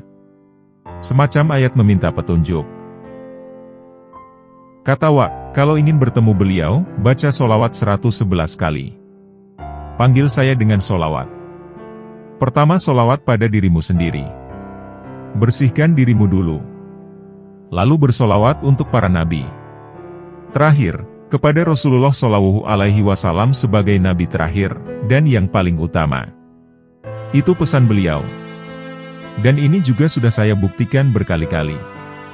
Ucap Muhammad Iqbal. Kedekatan Iqbal dengan Ahmad Tretetet tak pelak mengundang ketertarikan sejumlah kalangan. Orang-orang menganggapnya banyak mewarisi kekeramatan dari sang wali. Masih terang dalam ingatannya, sepeninggal Ahmad Tretetet, di tahun 1990-an. Seseorang memintanya mengisi sebuah keris emas dengan sesuatu yang diturunkan Ahmad Tretetet. Hal tersebut bertujuan agar benda itu memiliki tuah. Ia ditawarkan uang sebesar 25 juta rupiah untuk melakukannya. Sholawat itu pula lah yang dibaca Iqbal, sebelum menyanggupi permintaan itu. Lalu Wak muncul. Beliau memarahi saya. Wak bilang itu haram. Kalau saya kerjakan, bisa berakibat kematian bagi saya sendiri. Wak menyuruh saya mengencingi keris itu. Tuturnya. Boleh jadi, beberapa ayat yang diwariskan kepada Iqbal, adalah rapalan Ahmad Tretetet semasa hidupnya, yang menjadi buah bibir masyarakat di Lombok hingga sekarang.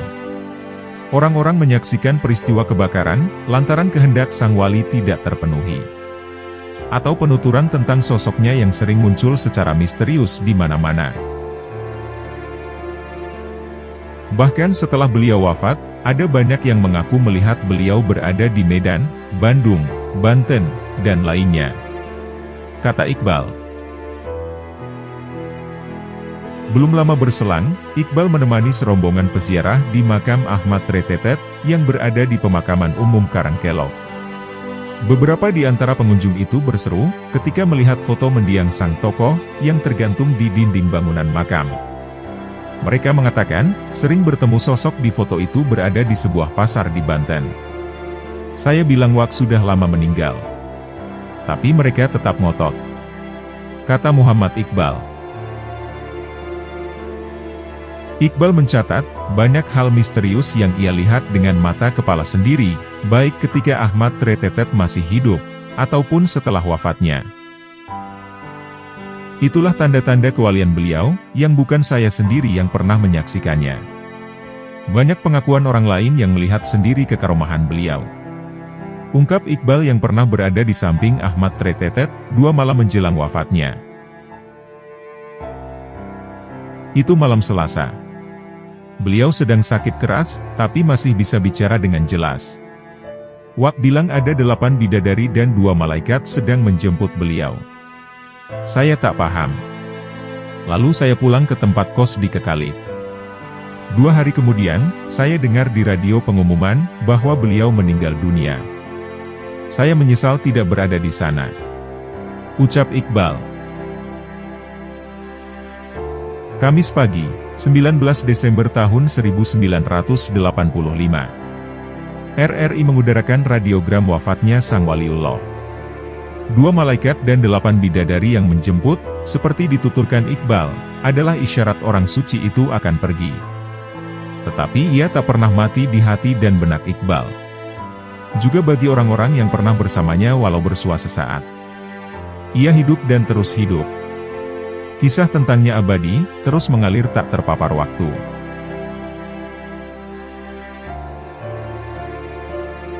Masih keturunan orang sakti.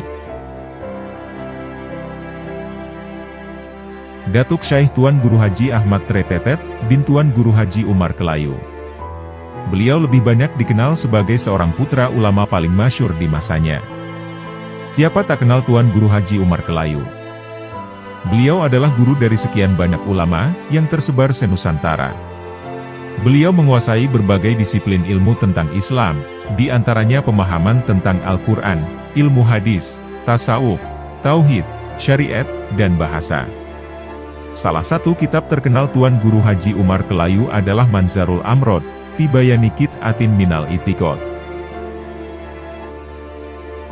Ahmad Tretetet lahir dari rahim istri kedua Tuan Guru Haji Umar Kelayu, yang bernama Hajiah Raden Roro Aminah. Jika dari garis keturunan sang ayah, ia mendapatkan pengetahuan mendalam tentang ilmu-ilmu Islam, maka dari pihak ibu, Ahmad Tretetet memperoleh ilmu kedikdayaan. Inilah yang menitis di tubuhnya, sejak ia dalam kandungan. Kedikdayaan yang menyatu dengan dirinya, bahkan sejak dilahirkan. Di sebelah barat Masjid Baitur Rahman Banyuwangi, Jawa Timur, terletak makam sejumlah Bupati Banyuwangi. Semuanya keturunan Prabu Tawangalun dan Raja Belambangan. Di antaranya Wiroguno II, Suronegoro, Wiryodono Adiningrat, dan Pringgokusumo. Yang disebut terakhir bernama lengkap Kanjeng Raden Tumenggung Pringgokusumo. Beliau adalah Bupati kelima Banyuwangi, yang menjabat sejak tahun 1867 sampai tahun 1881. Dari seluruh makam yang ada, hanya makam Pringgokusumo yang paling sering dikunjungi. Di masa hidupnya Pringgokusumo terkenal bijaksana, dan terkenal sangat sakti mandraguna. Inilah yang membuatnya tak hanya disegani di wilayah Banyuwangi. Nama besarnya bahkan dikenal hingga Bali dan Madura. Pringgokusumo seorang bupati berperawakan tinggi besar. Konon tinggi tubuhnya mencapai 2 meter. Suaranya lantang. Wibawanya membuat para musuh gentar. Namun, ia dikenal sebagai bupati yang rendah hati. Dalam menata pemerintahan, ia terkenal sangat tegas, namun begitu bijaksana. Pringgokusumo adalah kakek Raden Roro Aminah, ibunda Tuan Guru Haji Ahmad Tretetet. Bicara tentang Banyuwangi, tentu tidak dapat dipisahkan dengan kejayaan Belembangan di masa silam. Yakni pada masa antara tahun 1767 hingga 1772, pecah perang dahsyat antara VOC dengan Belembangan. Dan perang populer itu disebut sebagai Perang Puputan Bayu. Perang ini terkait erat dengan lahirnya Banyuwangi. Perlu diketahui, hari lahir Banyuwangi ditetapkan tanggal 18 Desember tahun 1771. Daerah Belembangan juga populer dengan legenda para orang-orang sakti. Seperti Menak Jinggo, Damar Wulan, dan tokoh-tokoh sakti lainnya. Kesimpulannya adalah, Tuan Guru Haji Ahmad Tretetet yang punya pertalian darah dengan para leluhur ningrat yang digdaya. Tak heran, hal tersebut menjadikannya sosok yang memiliki banyak keistimewaan sejak kecil. Dan beliau bukan orang yang biasa.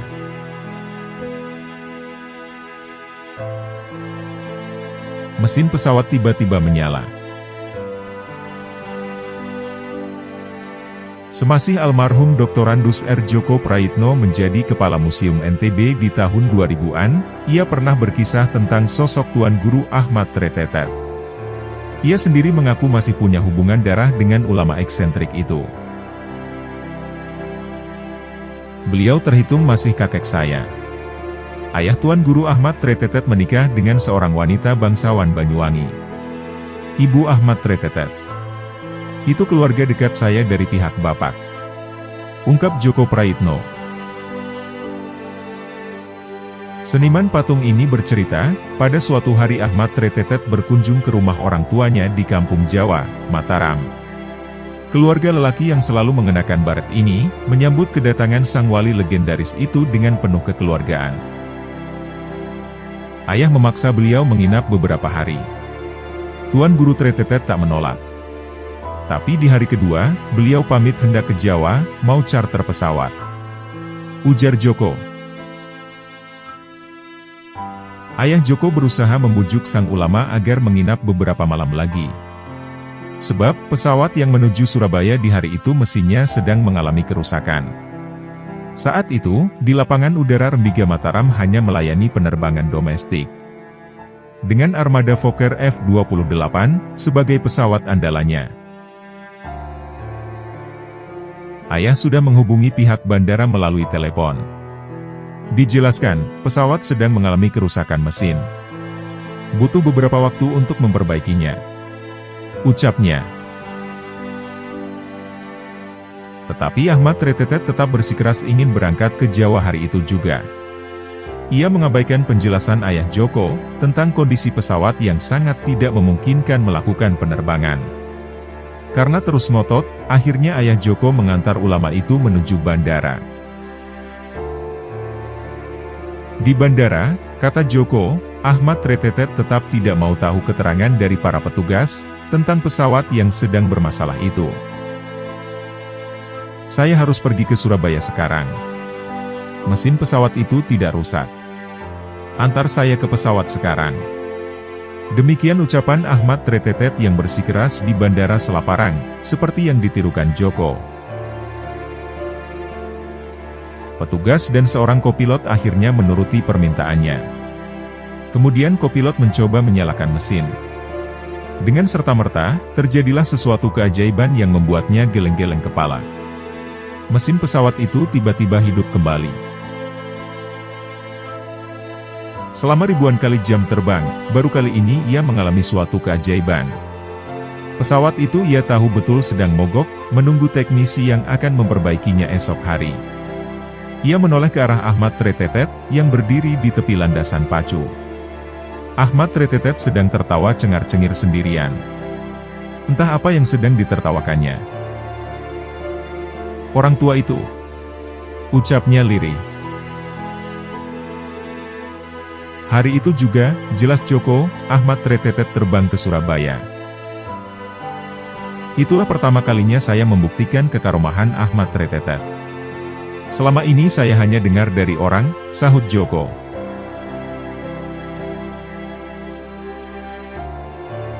Jasad yang menghilang. Lombok berkabung. Hari itu, Kamis tanggal 19 Desember, tahun 1985 Masehi. Kuburan Karangkelok Monjok Mataram, tumpah ruah oleh para pelayat. Inilah suasana paling ramai dipadati pengunjung, sejak tempat itu diwakafkan untuk pemakaman umum di jantung Mataram.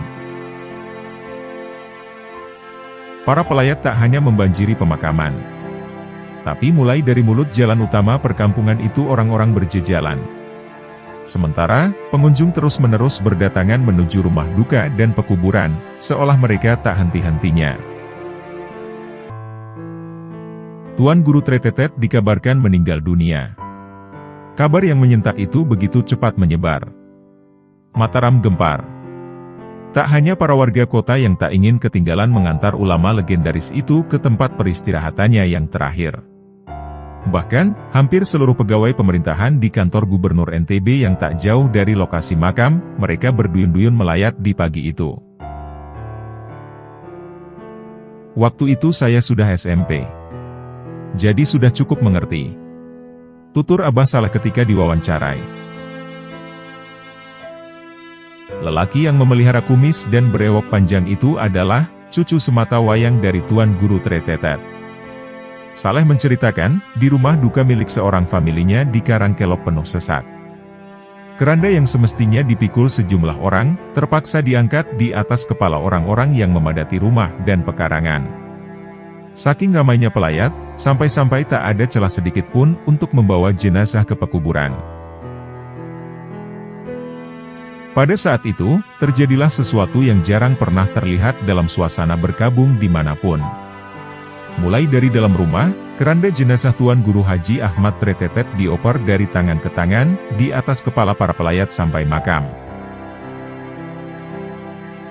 Saleh yang duduk tak jauh dari lubang kubur yang telah digali, melihat sesuatu yang tak dapat ia cerna, dengan benak seorang lelaki yang baru memasuki usia remaja.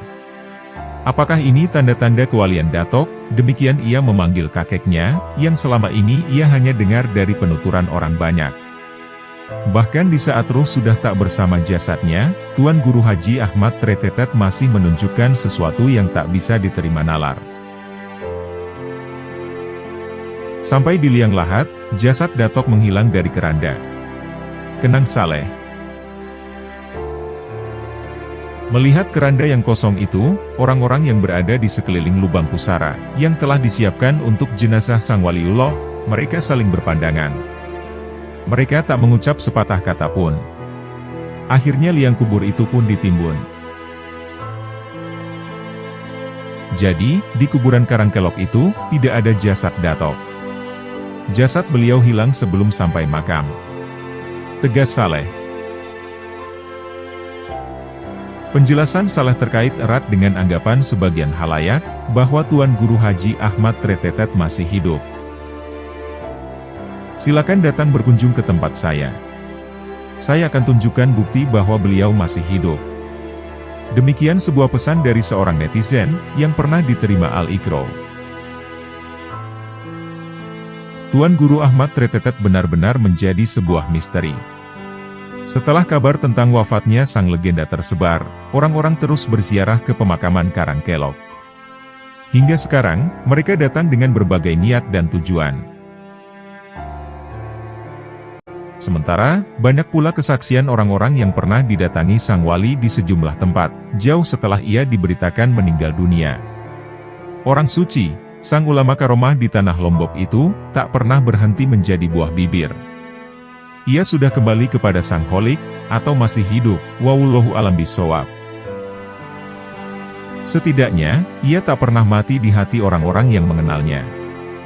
Bahkan, bagi mereka yang sama sekali tak pernah berjumpa dengannya, ia tetap dikenang dengan berbagai kisah tentangnya, yang mengundang decak kagum bagi siapapun yang mendengarnya.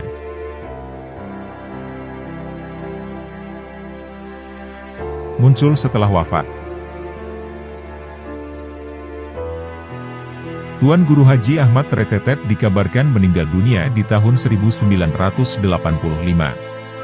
Akan tetapi, banyak kesaksian yang menyatakan ulama karomah ini masih hidup. Ia sering muncul secara misterius. Kisah-kisah kemunculannya, bahkan menjadi catatan tersendiri bagi sejumlah pihak. Ihsan, pria 57 tahun. Ia adalah salah satu dari sekian banyak orang yang pernah berjumpa Ahmad Tretetet. Bahkan, ia bertemu 10 tahun setelah sang wali diberitakan wafat. Lelaki bertubuh kecil pendek, warga desa Bagbag, Kecamatan Lingsar, Lombok Barat ini, sehari-hari ia bekerja sebagai tukang bangunan. Ihsan punya kebiasaan yang sering membuat orang-orang tersinggung. Ia gemar menjahili, mengolok-olok, bahkan sering mengumpat dengan kata-kata jorok dan cabul. Tetapi kebiasaannya yang buruk itu berubah total sejak kejadian di suatu siang di pertengahan tahun 1990-an. Pada saat itu, lelaki itu sedang mengerjakan sebuah bangunan rumah di Kelurahan Selagalas, Mataram. Karena kelalaiannya, rumah itu tak rampung-rampung.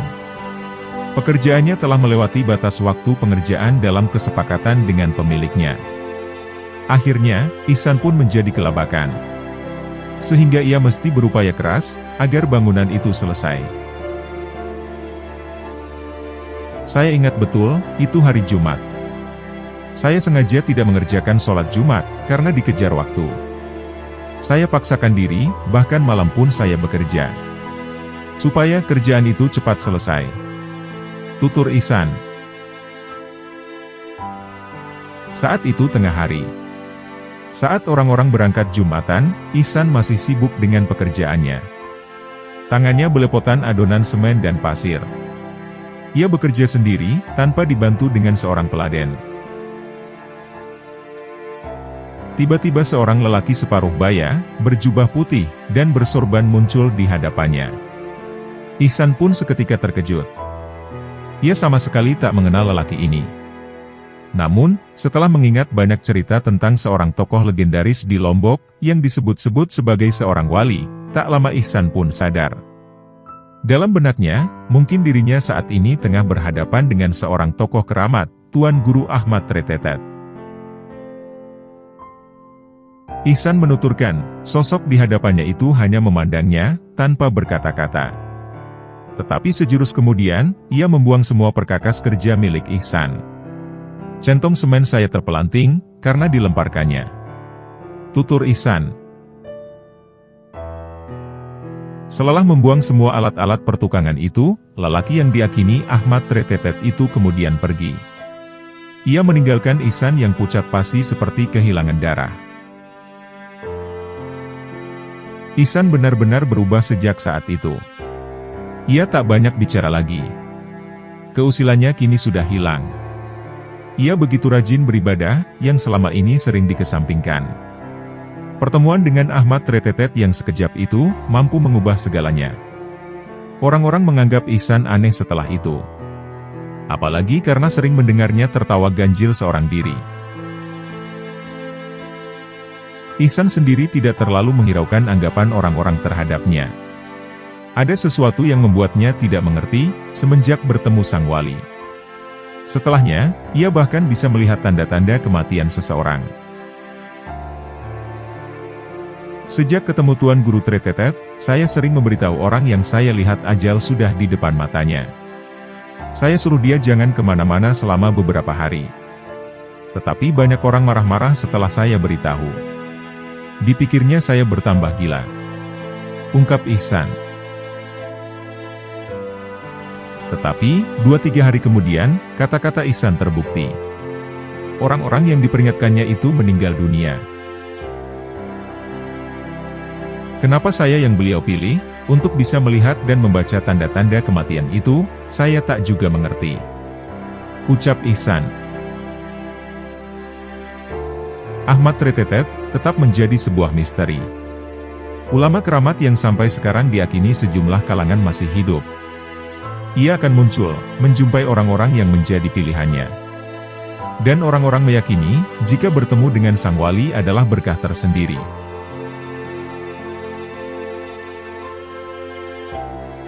Datuk Asy Tuan Guru Haji Ahmad Tretetet bin Tuan Guru Haji Umar Kelayu Lombok Timur, wafat pada hari Kamis tanggal 19 Desember 1985. Demikianlah tulisan yang tertera di papan informasi makam Karangkelok. Ahmad Tretetet wafat pada 19 Desember 1985. Beliau dimakamkan di Desa Karangkelok, Kelurahan Monjok, Kota Mataram. Makamnya ditutupi bangunan bercat biru dan dikelilingi pagar kayu. Makam ini terletak tidak jauh dari Jalan Udayana Mataram. Tepatnya di kawasan Monjok Barat, Kecamatan Selaparang, yang bisa dimasuki melalui sebuah gang sebelum Hotel Prime Park dari arah utara. Makam beliau berada di tengah pemukiman penduduk. Di makamnya, terdapat tulisan, Makam Datuk Asy Tuan Guru Haji Ahmad Tretetet bin Tuan Guru Haji Umar Kelayu. Di dalam ruangan berukuran 4x4 meter, terdapat makam bertutupkan kain hijau yang kedua nisannya terbungkus kain putih. Di dalamnya, juga ada kendi terbuat dari tanah liat dan berisi air. Terpasang juga bingkai foto bergambar seseorang berpakaian putih dan bersorban putih. Meski pakaiannya terlihat lusuh, sosok bersorban di foto itu tampak tersenyum ramah. Pada bulan Ramadan maupun hari-hari biasanya, makam beliau banyak dikunjungi oleh peziarah. Mereka bersasal dari Lombok Timur, Malaysia, Banyuwangi, Jawa, Palembang, dan Medan. Ucap Dar, sang penjaga makam Tuan Guru Haji Tretetet, yang sejak tahun 80-an bermukim di belakang tembok bangunan makam. Pada waktu Tuan Guru Haji Tretetet dikebumikan, hingga beberapa hari setelahnya, makam seluas kurang lebih 1 hektar itu dipenuhi peziarah. Berangkat dari ingatan Dar tentang hari saat ulama karismatik itu dimakamkan, ia melanjutkan ceritanya. Sejak saat itu, peziarah tidak pernah sepi. Ada yang mengaku jadi murid beliau, keluarga, dan sebagainya. Ucap Dar.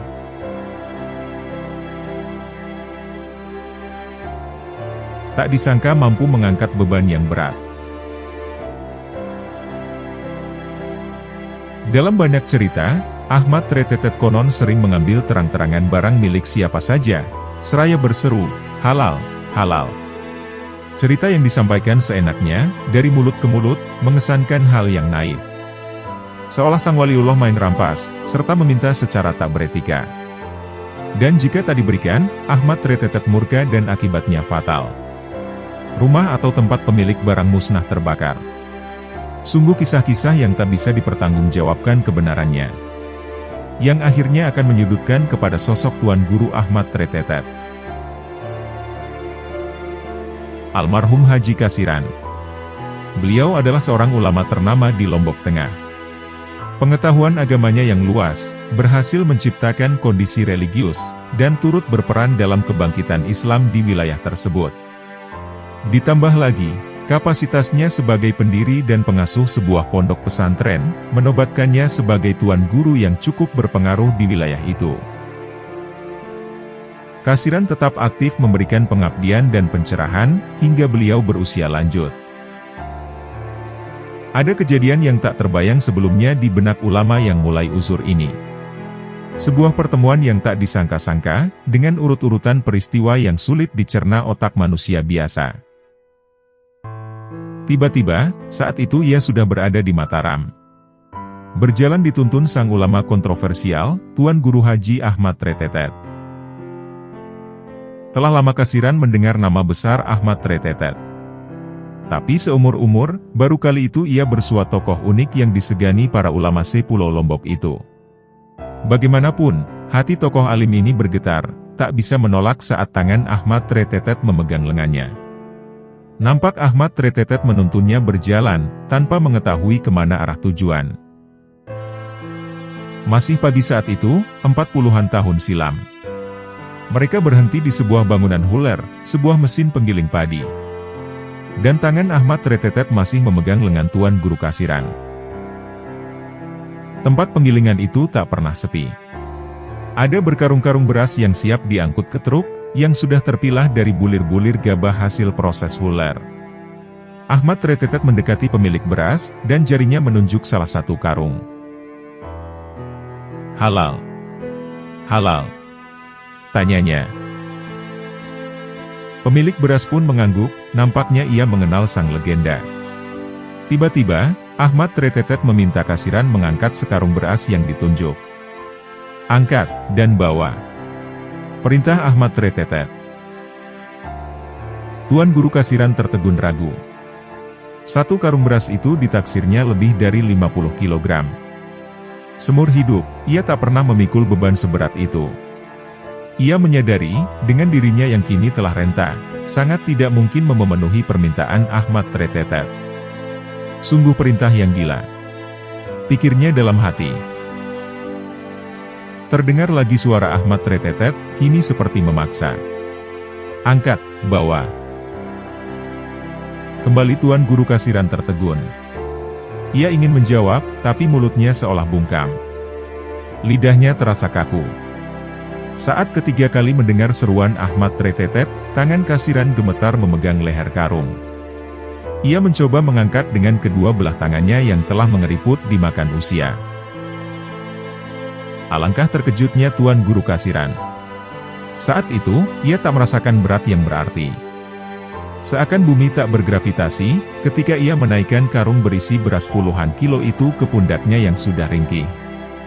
Pada saat itu, ia seolah merasakan hanya membawa sebuah bantal kapuk. Di depannya, Ahmad Tretetet memberi isyarat mengikutinya dari belakang, dan mereka kembali berjalan. Tak lama, sampailah mereka di sebuah gubuk reot yang dihuni kaum duafa, yang menampilkan hidup nyaris seperti gelandangan. Di depan pintu, ada wajah-wajah sayu menatap heran ke arah Ahmad Tretetet dan Kasiran. "Turunkan di situ," kata Ahmad Tretetet, sambil menunjuk karung beras yang masih berada di pundak Kasiran. Saat menurunkan bawaannya itulah, Tuan Guru Kasiran baru merasakan beban yang sesungguhnya.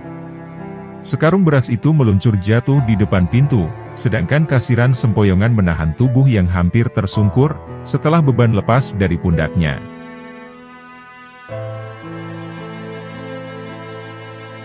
Sosok Tuan Guru Ahmad Tretetet. Lombok telah dikenal sebagai Pulau Seribu Masjid. Tak heran, banyak ulama atau tokoh Islam terlahir di pulau, yang kini semakin terkenal dengan eksotisme alamnya. Selain Maulana Syekh, Tuan Guru Kiai Haji Muhammad Zainuddin Abdul Majid. Ada juga tokoh agama lainnya yang bernama Tuan Guru Haji Ahmad Tretetet. Syekh Ahmad Tretetet adalah putra dari Tuan Guru Haji Umar Kelayu. Sang ayah terkenal sangat pemurah terhadap fakir miskin, dan terhadap para musafir. Adapun silsilah beliau adalah Syekh Ahmad Tretetet, bin Tuan Guru Haji Umar Kelayu, bin Kiai Ratne atau Kiai Ratane, bin Kiai Nurul Huda Penghulu Agung Selaparang. Syekh Ahmad Tretetet adalah sosok yang jenaka penuh tawa. Sehingga, tertawanya itu terdengarnya, seperti suara daun kering yang terbakar api. Dan dari situlah timbul penamaan Tretetet. Ada juga sumber yang berpendapat, bahwa penamaan tersebut lantaran setiap ucapannya disertai kata Tretetet. Semasa menimba ilmu, Ahmad Tretetet belajar ilmu-ilmu agama di Pulau Lombok dan di Tanah Suci Mekah. Awal mulanya beliau belajar membaca Al-Quran di Tanjung. Kemudian kesekar belah pada Tuan Guru Haji Mustafa, dan Haji Amin di Sesela. Di usia 14 tahun, Ahmad Tretetet diperintahkan ke Mekah untuk naik haji oleh sang ayah. Di Mekah, Ahmad Tretetet kemudian berguru tentang hadits pada Syekh Mustafa Afifi, Syekh Abdul Karim, dan Syekh Zainuddin Sumbawa. Sedang pelajaran sufi diperoleh dari seorang ulama di Madinah. 1 tahun belajar ilmu agama di Mekah, ia kemudian kembali ke kampung halaman, dan mengabdikan berbagai ilmu yang telah diperolehnya dari Mekah. Dari berbagai sumber menyebutkan, selama hidupnya, Ahmad Tretetet dikenal sebagai ulama yang senang dengan anak kecil. Bahkan, tidak jarang ia memberikan sesuatu kepada anak-anak yang ditemuinya di perjalanan. Ahmad Tretetet juga dikenal sebagai orang santun dan murah senyum. Selama mengabdikan ilmunya, Tuan Guru Haji Ahmad Tretetet dikenal sebagai ulama karismatik. Sehingga, murid-muridnya juga menjadi tokoh agama panutan masyarakat Nusa Tenggara Barat. Bahkan, muridnya-muridnya pun ada dari luar Lombok seperti Haji Abdul Fattah dari Pontianak, Haji Dana dari Palembang, Haji Nawawi dari Lampung, dan Haji Abdurrahman dari Kedah, Malaysia. Sementara muridnya yang asal Lombok antara lain Haji Rais dari Sekarbela, Haji Muhammad Saleh dari Bengkel, Haji Abdul Hamid dari Pejeruk Ampenan, Haji Asyari dari Sekarbela, Haji Abdul Karim dari Peraya, Haji Malin dari Pagutan, Haji Syarafuddin dari Pancor, dan Haji Badarul Islam dari Pancor. Selain karena gemar bersama anak-anak kecil dan terus berjalan dari rumah ke rumah mengabdikan ilmunya. Julukan Ahmad Tretetet menurut satu sumber karena bibirnya selalu mengeluarkan suara, Tretetet. Ia juga biasa mengucapkan kata, halal, sambil tertawa lucu. Tuan Guru Tretetet juga dikenal orang sebagai sosok misterius. Tretetet dikenal sebagai ulama yang berbeda dengan ulama lainnya pada zaman itu. Tuan Guru Haji Tretetet bukanlah seorang ulama yang mendakwahkan Islam melalui pondok, sebagaimana ulama-ulama Nusantara pada umumnya. Ia singgah dari satu tempat ke tempat lain dan tidak banyak berbicara saat berjalan. Ia mengajarkan Islam sering secara tiba-tiba. Dengan cara menghampiri masyarakat yang kebetulan sedang duduk-duduk di halaman rumah mereka, atau saat sedang bertani. Konon, ia memiliki karomah dengan berada di dua tempat yang berbeda sekaligus, dan di waktu yang bersamaan. Oleh sebab itu, ia bisa memiliki murid hampir di seluruh Nusantara. Ciri-ciri beliau, selalu mengikat sarung dengan kulit pohon pisang yang sudah kering.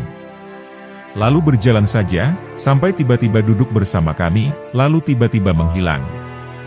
Tutur dari sang penjaga makam Syekh Ahmad Tretetet, yang juga pernah menyaksikan kehadiran sosok tersebut. Selain ciri-ciri fisik yang dipaparkan Dar, menurutnya, ada karakter lain yang juga menonjol dari Tuan Guru Haji Tretetet. Yakni kepribadiannya yang suka bergaul dengan beragam kelompok tanpa memandang latar belakang agama. Datuk, Tuan Guru Haji Tretetet, beliau orangnya suka bergaul. Mau orang itu Hindu, Kristen, Buddha. Beliau itu lucu, dan tidak pandang bulu atau agama. Makam ini terbuka bagi siapa saja yang mau berziarah, bahkan pintunya tidak kita gembok. Ucap Dar. Karena kebersahajaannya itulah, banyak umat dari agama lain datang berziarah ke makam beliau. Makam yang selalu terbuka untuk umum selama 24 jam ini pun, kerap dikunjungi peziarah pada malam hari.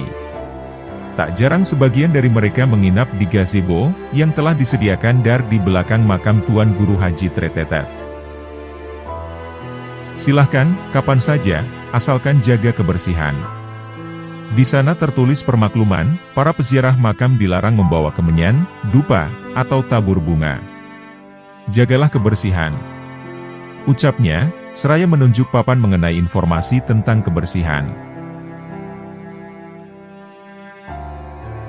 Orang yang lahir tahun 70-an atau 80-an diakini pernah mendengar nama Tuan Guru Haji Ahmad Tretetet. Tuan Guru Haji Ahmad Tretetet digelari masyarakat Lombok sebagai seorang Tuan Guru tanpa pesantren. Ini dikarenakan memang Tuan Guru Haji Ahmad Tretetet adalah seorang alim yang berdakwah dengan berkeliling. Dalam istilah Sasak, hal ini disebut ngamari, yaitu berjalan dari satu tempat ke tempat lainnya di Pulau Lombok. Tuan Guru Haji Ahmad Tretetet sangat dikenal di Lombok. Disebut Ahmad Tretetet karena ia adalah sosok Tuan Guru yang agak berbeda dengan Tuan Guru pada lazimnya. Tuan Guru Haji Ahmad Tretetet adalah sosok yang jenaka penuh tawa, sehingga tertawanya itu terdengar renyah seperti suara daun kering yang terbakar api. Menurut banyak sumber, mungkin dari situlah timbul penamaan Tretetet. Ahmad Tretetet sendiri lahir di Kelayu Kecamatan Selong, Lombok Timur. Ia memiliki dua kakak, yang keduanya juga bergelar Tuan Guru. Tiga Tuan Guru bersaudara itu merupakan anak seorang Tuan Guru Haji Umar Kelayu, yang merupakan Tuan Guru masa-masa awal tahun 1884 hingga tahun 1930 Masehi. Dan itu sebelum banyak Tuan Guru lahir di bumi selaparan ini. Hal ini seperti dinukilkan dalam bukunya Profesor Jamaluddin, dalam buku yang berjudul Sejarah Islam Lombok Abad 16 hingga 20. Ciri mencolok selain jenaka, Tuan Guru Haji Ahmad Tretetet juga selalu tampil dengan mengunyah sirih. Kemana-mana ia berjalan selalu terlihat mulutnya merah merona, bekas kunyahan sirih yang setiap saat dilakukannya, seperti orang yang kecanduan merokok. Ada 3 cara dakwah Ahmad Tretetet, yaitu, pertama, mengumpulkan anak yatim di rumah-rumah penduduk, lalu menyantuninya dan mendoakannya. Kedua, meminta sumbangan kepada orang-orang kaya, atau pemilik-pemilik toko, lalu hasilnya dibagikan kepada fakir miskin yang membutuhkan. Ketiga, Ahmad Tretetet mengembara dan menemui orang-orang untuk diajak menjadi pengikutnya. Sekalipun kesannya Ahmad Tretetet sebagai Tuan Guru yang luntang-lantung, namun ia sangat disegani oleh orang-orang yang mengenalnya dengan baik. Bagaimanapun beliau diyakini sebagai wali Allah di Lombok. Pernah kejadian di bagian Sakra. Sebagaimana kebiasaannya meminta-minta dari satu orang kaya ke orang kaya lainnya. Pada suatu waktu Ahmad Tretetet mendatangi kios seseorang, lalu meminta sekehendak pemberian si pemilik kios. Pada kenyataannya, si pemilik kios tidak memberi. Walhasil, setelah Ahmad Tretetet pergi dari kios itu, tak berselang kemudian, toko orang yang diminta itu pun terbakar. Toko itu tidak dibakar oleh Ahmad Tretetet. Tetapi ajaibnya, orang yang dimintai Tuan Guru Haji Tretetet dan tidak memberinya, besar kemungkinan ia mendapatkan kemudorotan. Begitu juga dengan pemilik toko di bagian Sakra itu. Dua suami istri pemilik toko sudah mengetahui bahwa ada bensin terbuka di dekatnya. Namun qadarullah, mereka lupa jika ada bensin. Sehingga, tak sengaja mereka menyalakan lilin. Dan spontan saja, api itu menyambar bensin tersebut. Walhasil, tokonya pun terbakar seketika.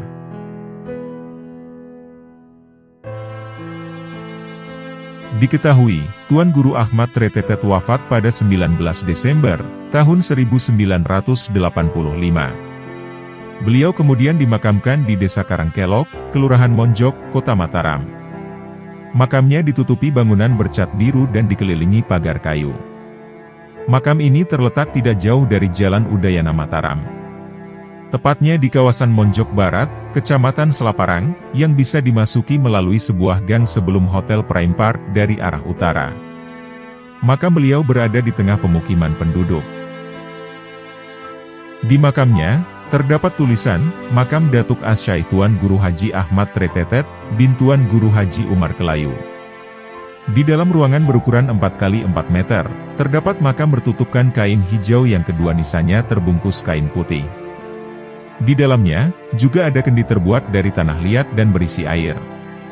Terpasang juga bingkai foto bergambar seseorang berpakaian putih dan bersorban putih. Meski pakaiannya terlihat lusuh, sosok bersorban di foto itu tampak tersenyum ramah. Dan pada bulan Ramadan maupun hari-hari, biasanya banyak dikunjungi oleh peziarah. Mereka bersasal dari Lombok Timur, Malaysia, Banyuwangi, Jawa, Palembang, dan Medan. Sebut Dar, sang penjaga makam Tuan Guru Haji Tretetet, yang sejak tahun 80-an bermukim di belakang tembok bangunan makam. Pada waktu Tuan Guru Haji Tretetet dikebumikan, hingga beberapa hari setelahnya, makam seluas kurang lebih 1 hektar itu dipenuhi peziarah. Berangkat dari ingatan Dar tentang hari saat ulama karismatik itu dimakamkan, ia melanjutkan ceritanya. Sejak saat itu, peziarah tidak pernah sepi. Ada yang mengaku jadi murid beliau, keluarga, dan sebagainya. Ucap Dar.